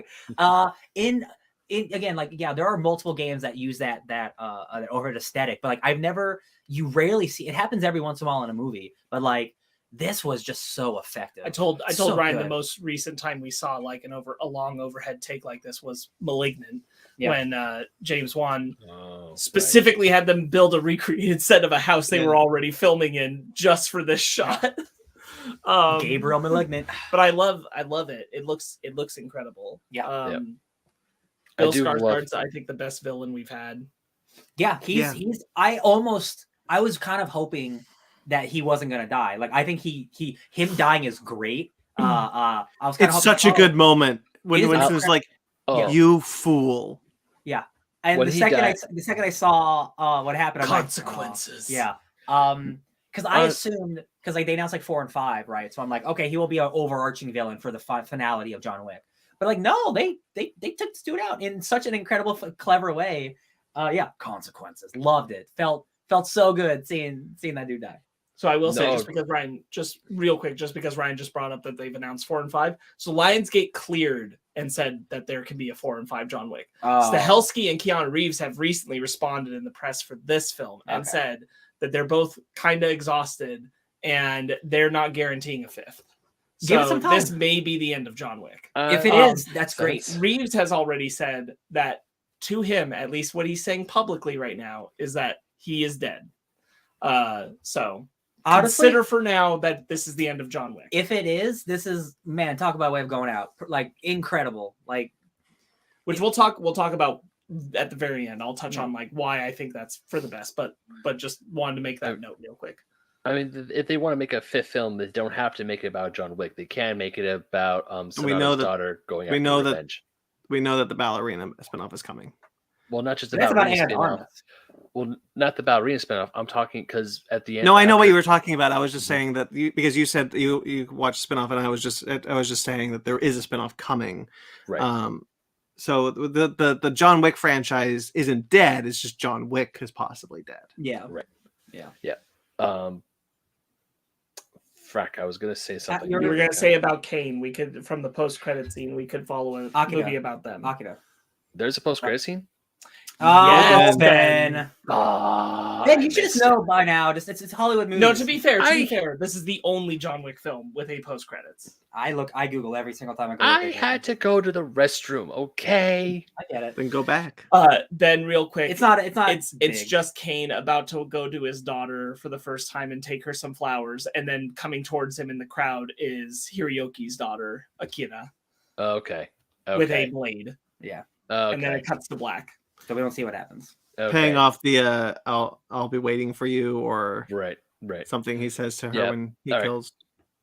Right. But I do Hiroyuki. remember what I was going to say. I was going to say about Bill Skarsgård. I wanted him to die so bad. Oh yeah. I was like, when he does die, I'm like, yeah, F you deserve this. Because just the whole movie, he's definitely the type of guy who he's a pompous prick, but he's the pompous prick who knows how to use his power and he uses it well.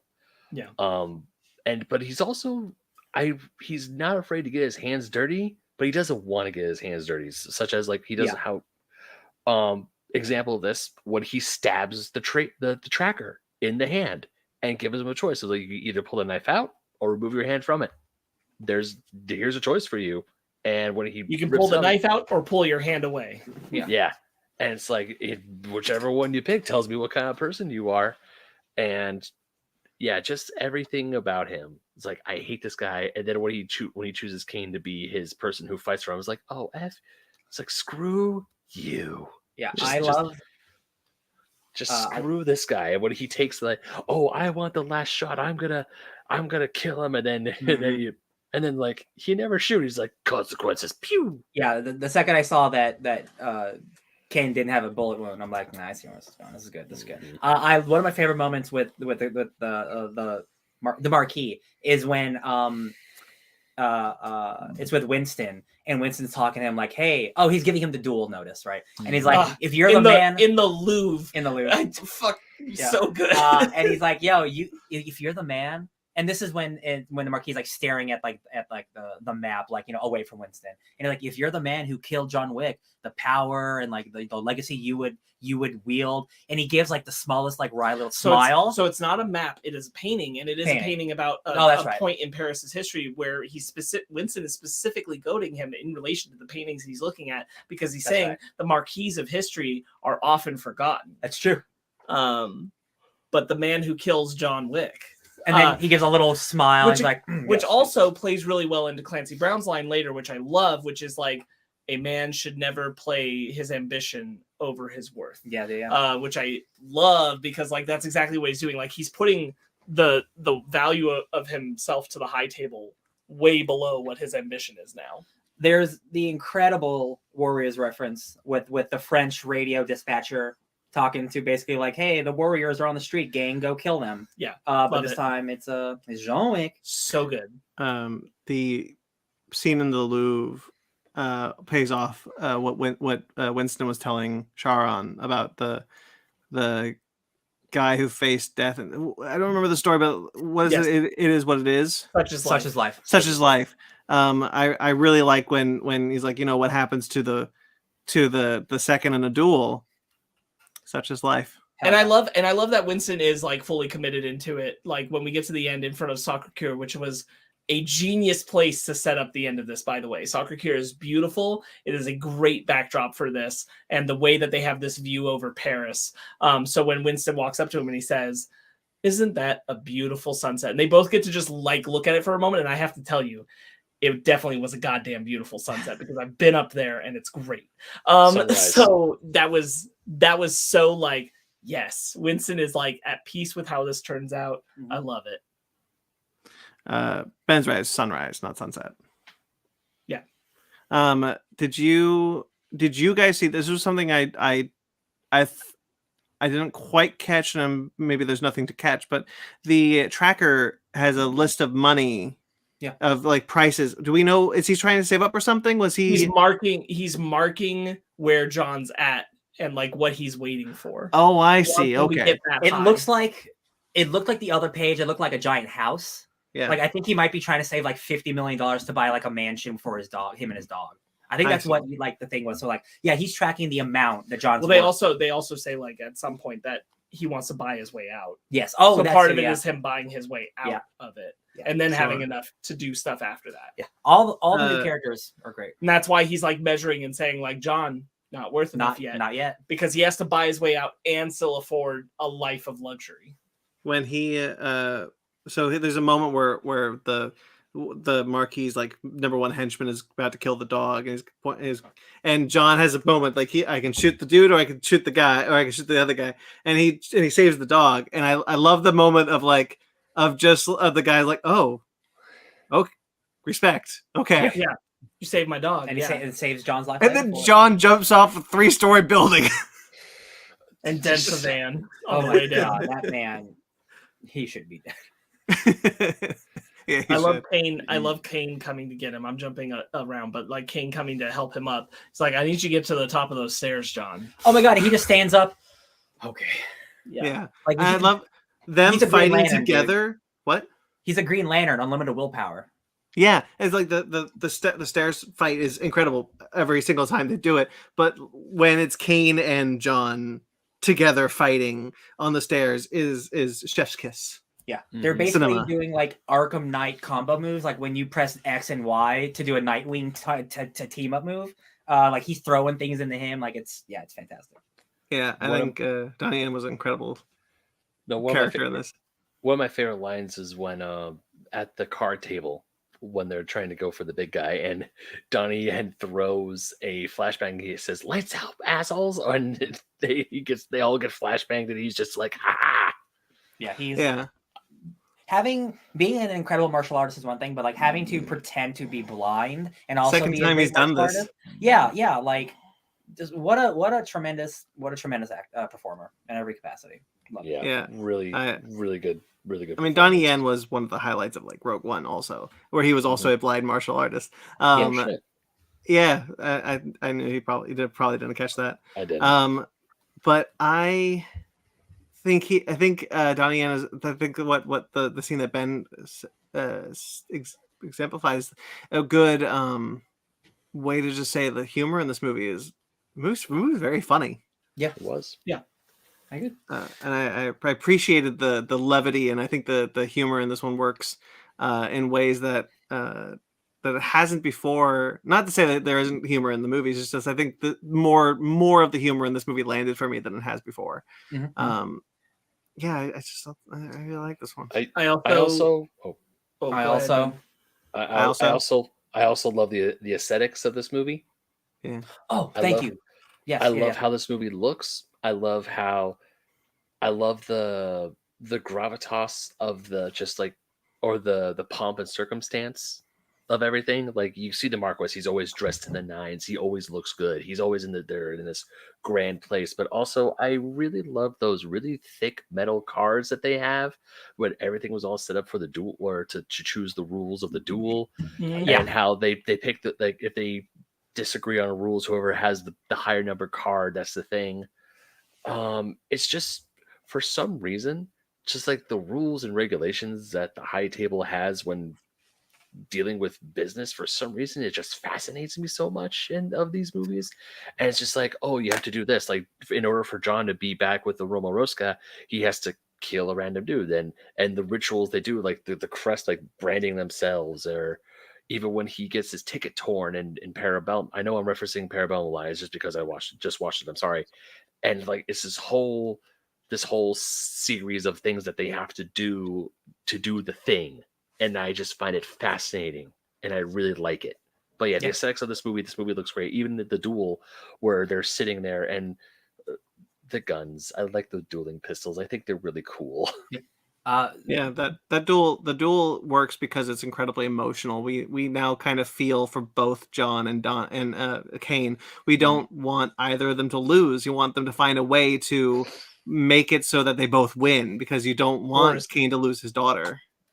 Forrest saw this with us and pointed out that they very much have a good, the bad, and the ugly situation going on with the tracker and Kane and John.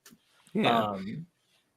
Yeah, I really like it. I was gonna say that I value a lot the inclusion. I think in this film, at the climax of these 4 films, you've got John finally having to wrestle with the weight of what his actions have cost others. The way that comes across with Koji and his daughter, and with Winston and Sharon. Consequences. And John, I think, has gotten away with like brushing aside like his path being the most important, and what losses have occurred have not been losses that are that substantial, but now like having to reckon with like my actions have cost other people that I would say I care about. The music, something that I haven't really, not that the music's ever been bad, but like not something that I really paid attention to besides it's got a good score. This movie specifically uses a lot more pop music. I agree. Specifically, it uses the French electronic band Justice's song during the stairway fight. That's like a very famous like electronic song from the early 2000s. I really like. There's also Nowhere to Run, which is from the Warriors and stuff. Like that was great. And like there's just more like crunchy techno in this. Like specifically during the Osaka fight, there's some like really good techno that like it's not the same type they use in the other movies. It's a more robust score. Yeah, it's a robust score. Thank you. Yeah, I noticed the music more in this one, which I just really appreciate. Same. I want to highlight a moment I thought was really funny. Real quickly, when they're getting ready for the duel and they're taking off their coat and their vest and all the bullets are clinking down on the floor. So good. That's really funny. Yeah, That was great. Yeah, I think the film's just very well put together overall. Super well crafted. All the John Wick films are aesthetically pleasing and enjoyable to watch. Oh yeah, and look at. But I think this one capitalizes on very strong performers giving great characters. I think this has the most of them and benefits a lot from it. Yeah. Shall I rate? Oh man. I'll go first on my rating. If that's okay. Go for it. 9. Solid 9. Amazing. A great action movie. You don't feel the length. Probably on a second watch, I may have a few more nitpicks here and there. But other than that, because I do agree with Sparks, they do talk about how John's a killer and he can't run away from being a killer. They say that a lot. But other than that, this is an amazing action film.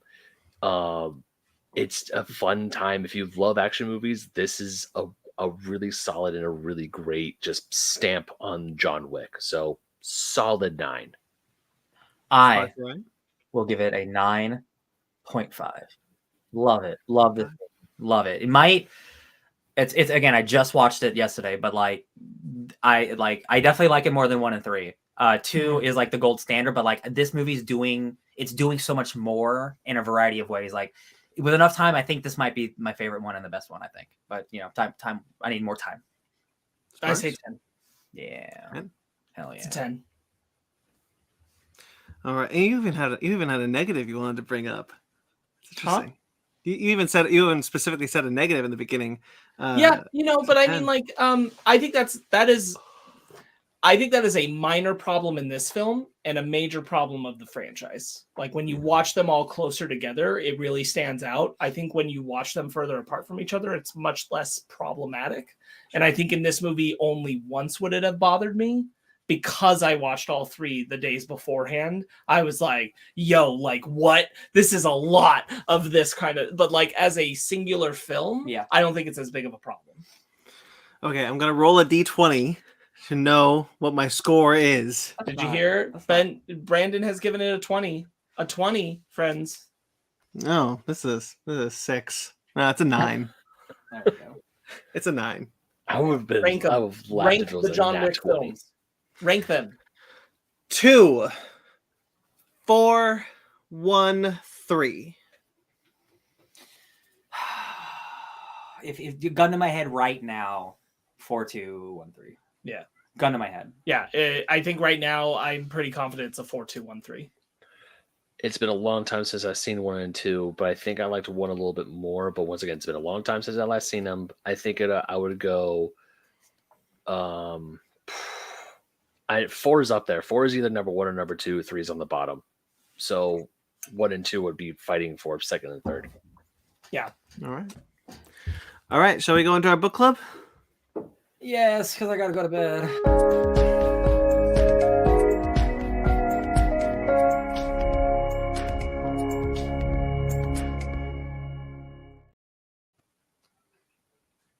Book club this week. Book club this week. I- That's all we heard, just so you know. We could skip the book club this week. if you No, want. we're here. It's fine. Right. We don't have to spend too much time on this. I don't think it's a 4-issue title. Sparks, take it away. Yeah, this is Save Yourself, created by Bones Leopard, written by Bones Leopard, and art by Kelly and Nicole Matthews. And it takes the magical girl stuff and it plays a little twist on it. And I think it's got some pretty colorful, fun art. And I think it's a fun little story. I think it's a neat idea and I enjoy it. When I first saw that it was 4 issues, I was a little worried that I wasn't gonna have enough to chew on, but I didn't find that to be the case. I had a really good time with this. I think this is a fun, very light, really colorful, not an adventure story, just like superhero story about like what if the superheroes that you think are good are actually bad. It reminded me of like Invincible in a way, but like a little like Sailor Moon Invincible. And I had a really good time. Like it is nice and fluffy. I like all the characters are like really enjoyable. So real quick, I was nervous up to a point that when I first started the issue that I was like, I've heard good things about this. This is seeming a little generic. I'm maybe nervous I didn't make a good pick here. Yeah. And then you get to Thal grabbing a man and absorbing him completely, and he disappears, and only his clothes remain. And I'm like, oh, okay. Evil Sailor There's the twist. Evil Sailor Moon. Ben? I didn't really like this one that much. Oh, rip. Interesting. I'm in between. I'll just say real quickly, Ben. I'm in between Ben and Sparks. I thought this was cute. I really like the artwork. Don't be fair. I really like the artwork. Yeah. I think it's a cute story. I personally think it needed one more issue though. It does feel rushed at the end. Yeah, that's my issue. It's just kind of. I think it has a strong start. Where we're being introduced to the world and we're seeing like a lot of these characters, but by the end it's just kind of like, and we're done.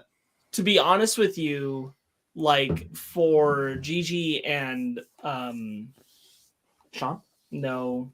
Mia? Thank you. Mia's relationship to be kind of feeling like it was going to be the center. I don't get as much time with them as I anticipated I would have. Yeah. For them to be like feels like the romance of them could have been more central. I even could have used the 5th issue that was pretty much only about that. Mm-hmm. Yeah. Ben, but you didn't like this. I would say I like the idea.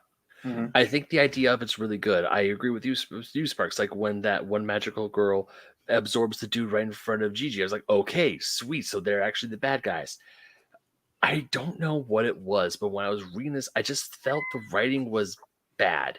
I don't know why. Just like when I was reading this book, they're just like, they would say one thing in the same bubble, say something else, and it just felt awkward to me.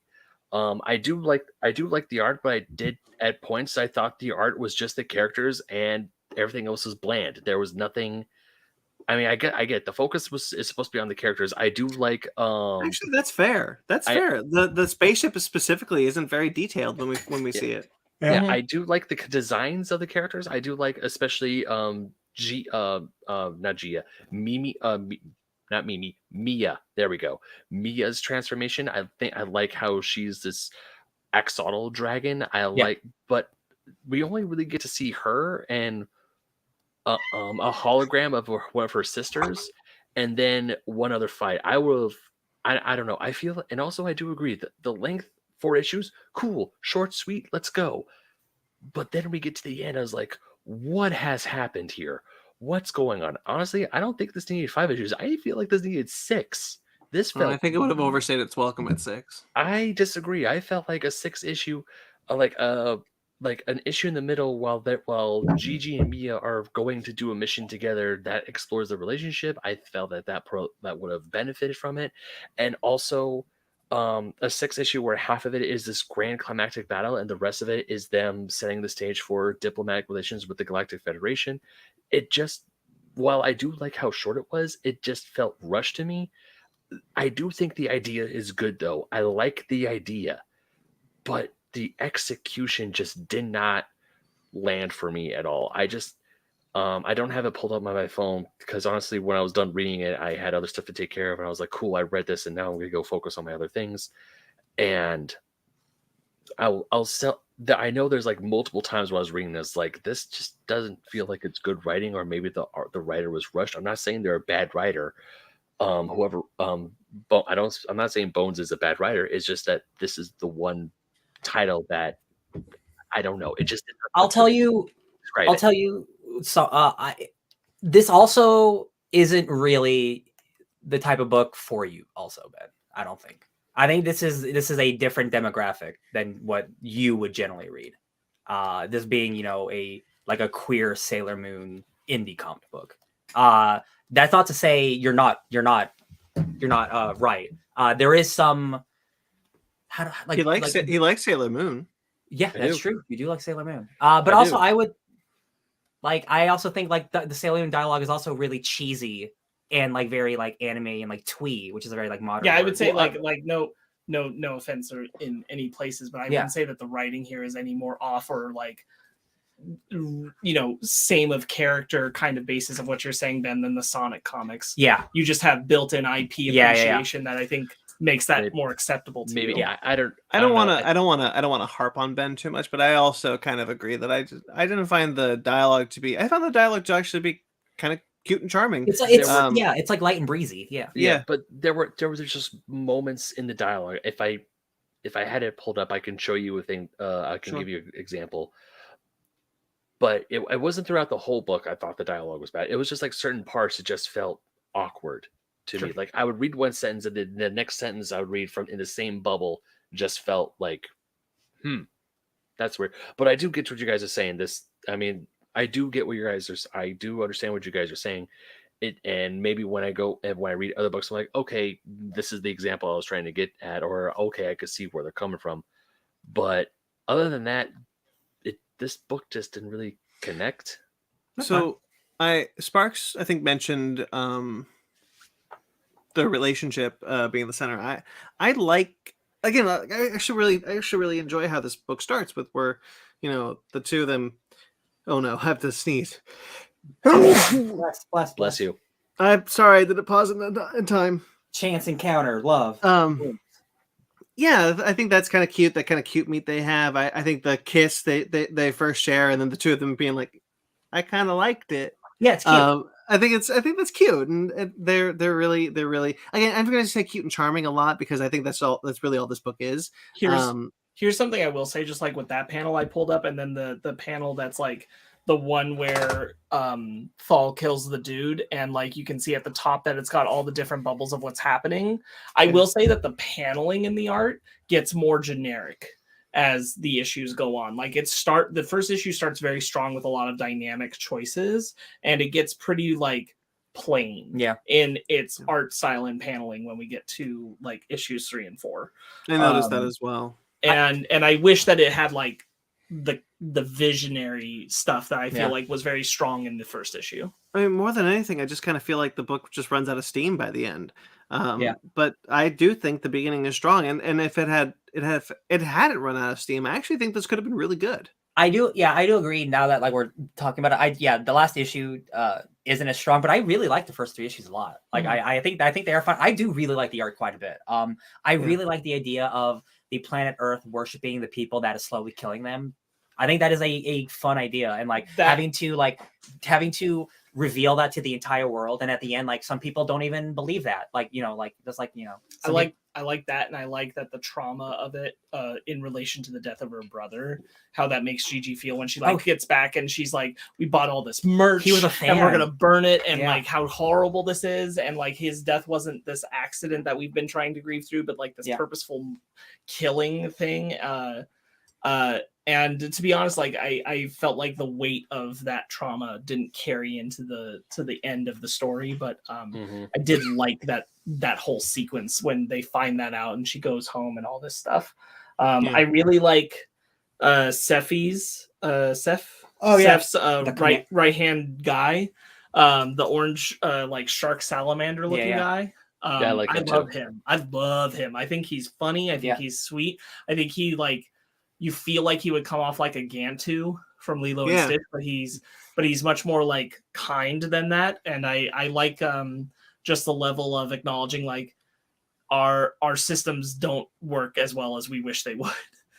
Yeah, I also really appreciate like we I think what's really interesting is like they recognize these people as villains that they've named, and they're like, oh, that's Shamashu or whatever. I'm making up something, but it's like, no, my real name's Jeff or whatever. Right. I think that's all clever and funny, and goes to what Ryan was talking about that I think works, but that I think is a cool idea is that, like, this idea that the human race has been tricked into thinking that these magical girls are heroes when actually they're villains, and I think that's played off really, really nicely in the comic.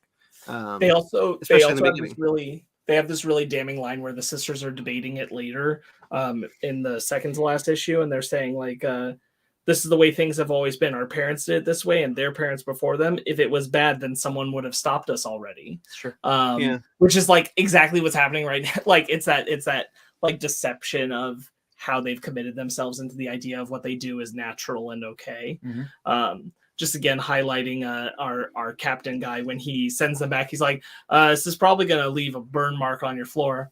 You probably can't hear me anymore. Yeah, that was funny. Yeah, That was funny.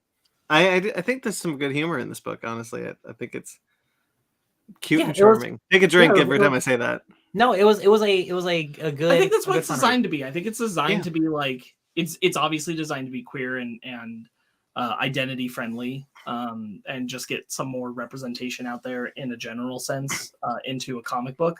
But I think even beyond that, like it's just meant to, this is a Boom Studios book, and I think that it's just kind of meant to be a more fun and airy little jaunt than it is meant to be like a big world build lore dump kind of thing. I think it's got its good twist, and it's got a solid like core character base at the center of it that makes it entertaining enough.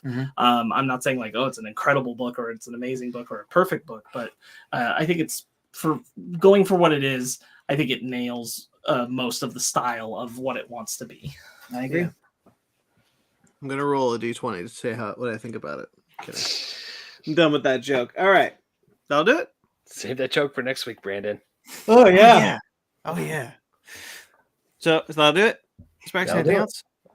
No. All right, Ben, it's your book club next week. Do you know what it is? I do actually. Ooh. Surprise, surprise. I actually know what I want. What book club? So next week we're reviewing Dungeons and Dragons: Armor and Thieves. I figure we go ahead and read Rise of the Dungeon Master, Gary Gygax and the Creation of D&D, written and illustrated by David Kushner and Corin Shadme. Lovely. This is Learning. an autobiographical book. It's an autobiographical comic book. The rise Or the rise and what? Rise of the Dungeon Master. And then what? Gary Gygax and the Creation of D&D. Gary Gygax. Okay. Oh, I was hoping for a little bit more adventure, but whatever. I'm kidding. All right, thank you, Ben. So that'll do it, guys. As Ben said, next week we're going to be talking about Dungeons and Dragons: Honor Among Thieves, the hotly anticipated Paramount movie. Ooh. My loins are already burning, I hope. I mean, Chris All right. Pine's in the movie, so Oh, my loins. God damn it. It's late. All right, guys. So that'll do it. I rolled a 2. So there you go. Thank you so much for everything. You guys are cool. All right, you guys can check out all sorts of other things on this channel if you like this video, and subscribe to this channel. Real quickly, our audio show that you cannot find on this channel, but you can find and subscribe to is Conversation. That is, I think, the only show left that is purely audio. And new episodes, as I mentioned up top, April 19th. Can't wait for you to hear it. Check out other things on YouTube if you'd like, such as our Fake Nerds Watch series on currently doing Star Trek Picard and The Mandalorian we have bunched up into specific into chunks of episodes, whereas Star Trek Picard I'm doing every week. And it's so much fun. It's such a good season. Good night, Mag, and good night, Grayson. Thank you so much for being in the chat. We love you guys. Good night, guys. Check out Basement Arcade, where you can check out some video game stuffs. Basement Arcade pause menu, video game discussion show, Animation Station, and Fake Nerd Book Club. You can also find all those on this channel at Fake Nerd Podcast on YouTube's. Like this video, subscribe to this channel. That's what I've been trying to say. Check out our Patreon and our TeePublic if you'd like to support us financially. We greatly appreciate that. You can find those links below, as well as on our website at fakenerdpodcast.com, which is also linked in our description below. Find all sorts of things on fakenerdpodcast.com, including the links to every single show and all my writings and D and Dark. Now that's up there. Yeah. Oh, and my personal diary. Just kidding. That's not for you. If I clicked on that and you just had a diary up there, I'd be like, what the hell? It's like, dear diary, today. Sorry, that reminded me of a funny video I watched earlier. Thank you to everyone who listens. Thank you to everyone who watches the live show. Thank you to everyone who watches the replay. We greatly appreciate all your support. We love all of our listeners and watchers and people. And as Grayson mentioned up top, our subscriber count is getting much higher on YouTube, and that is cool. Yay! 270 now, I believe. Yeah, that's what Grayson said earlier when he first hopped in. Yeah. Thank you to Jeremy Vellucci. Jeremy Vellucci is a wonderful collaborator, is a wonderful friend. We love him dearly. You can check him out soon on The Real Score, our newest podcast coming soon. You can find him on Instagram at Jeremy Vellucci _Wreck of Time. I plug his podcast every week, but he hasn't updated his podcast in quite some time. But go ahead and check it out anyway. It's still very funny. If you haven't already, this is your chance to go do so. Suburban Proctologist. Just look it up. Honestly, very few things. You might find some porn. I don't know. So there you go. Facebook.com/Suburban Proctologist Official or Instagram at Subrock Podcast. Thank you to Mike Matola. Mike Matola, wonderful collaborator and friend of ours. We love him dearly. He designed a couple of our logos, and of course, my new, as I mentioned up top, my new Conversation logo for season 2. You can check him out on Instagram and TikTok on at Mike Matola. You can find us on Twitter, Instagram, and Facebook, all at Fake Nerd Podcast. FakeNerdGuys@gmail.com.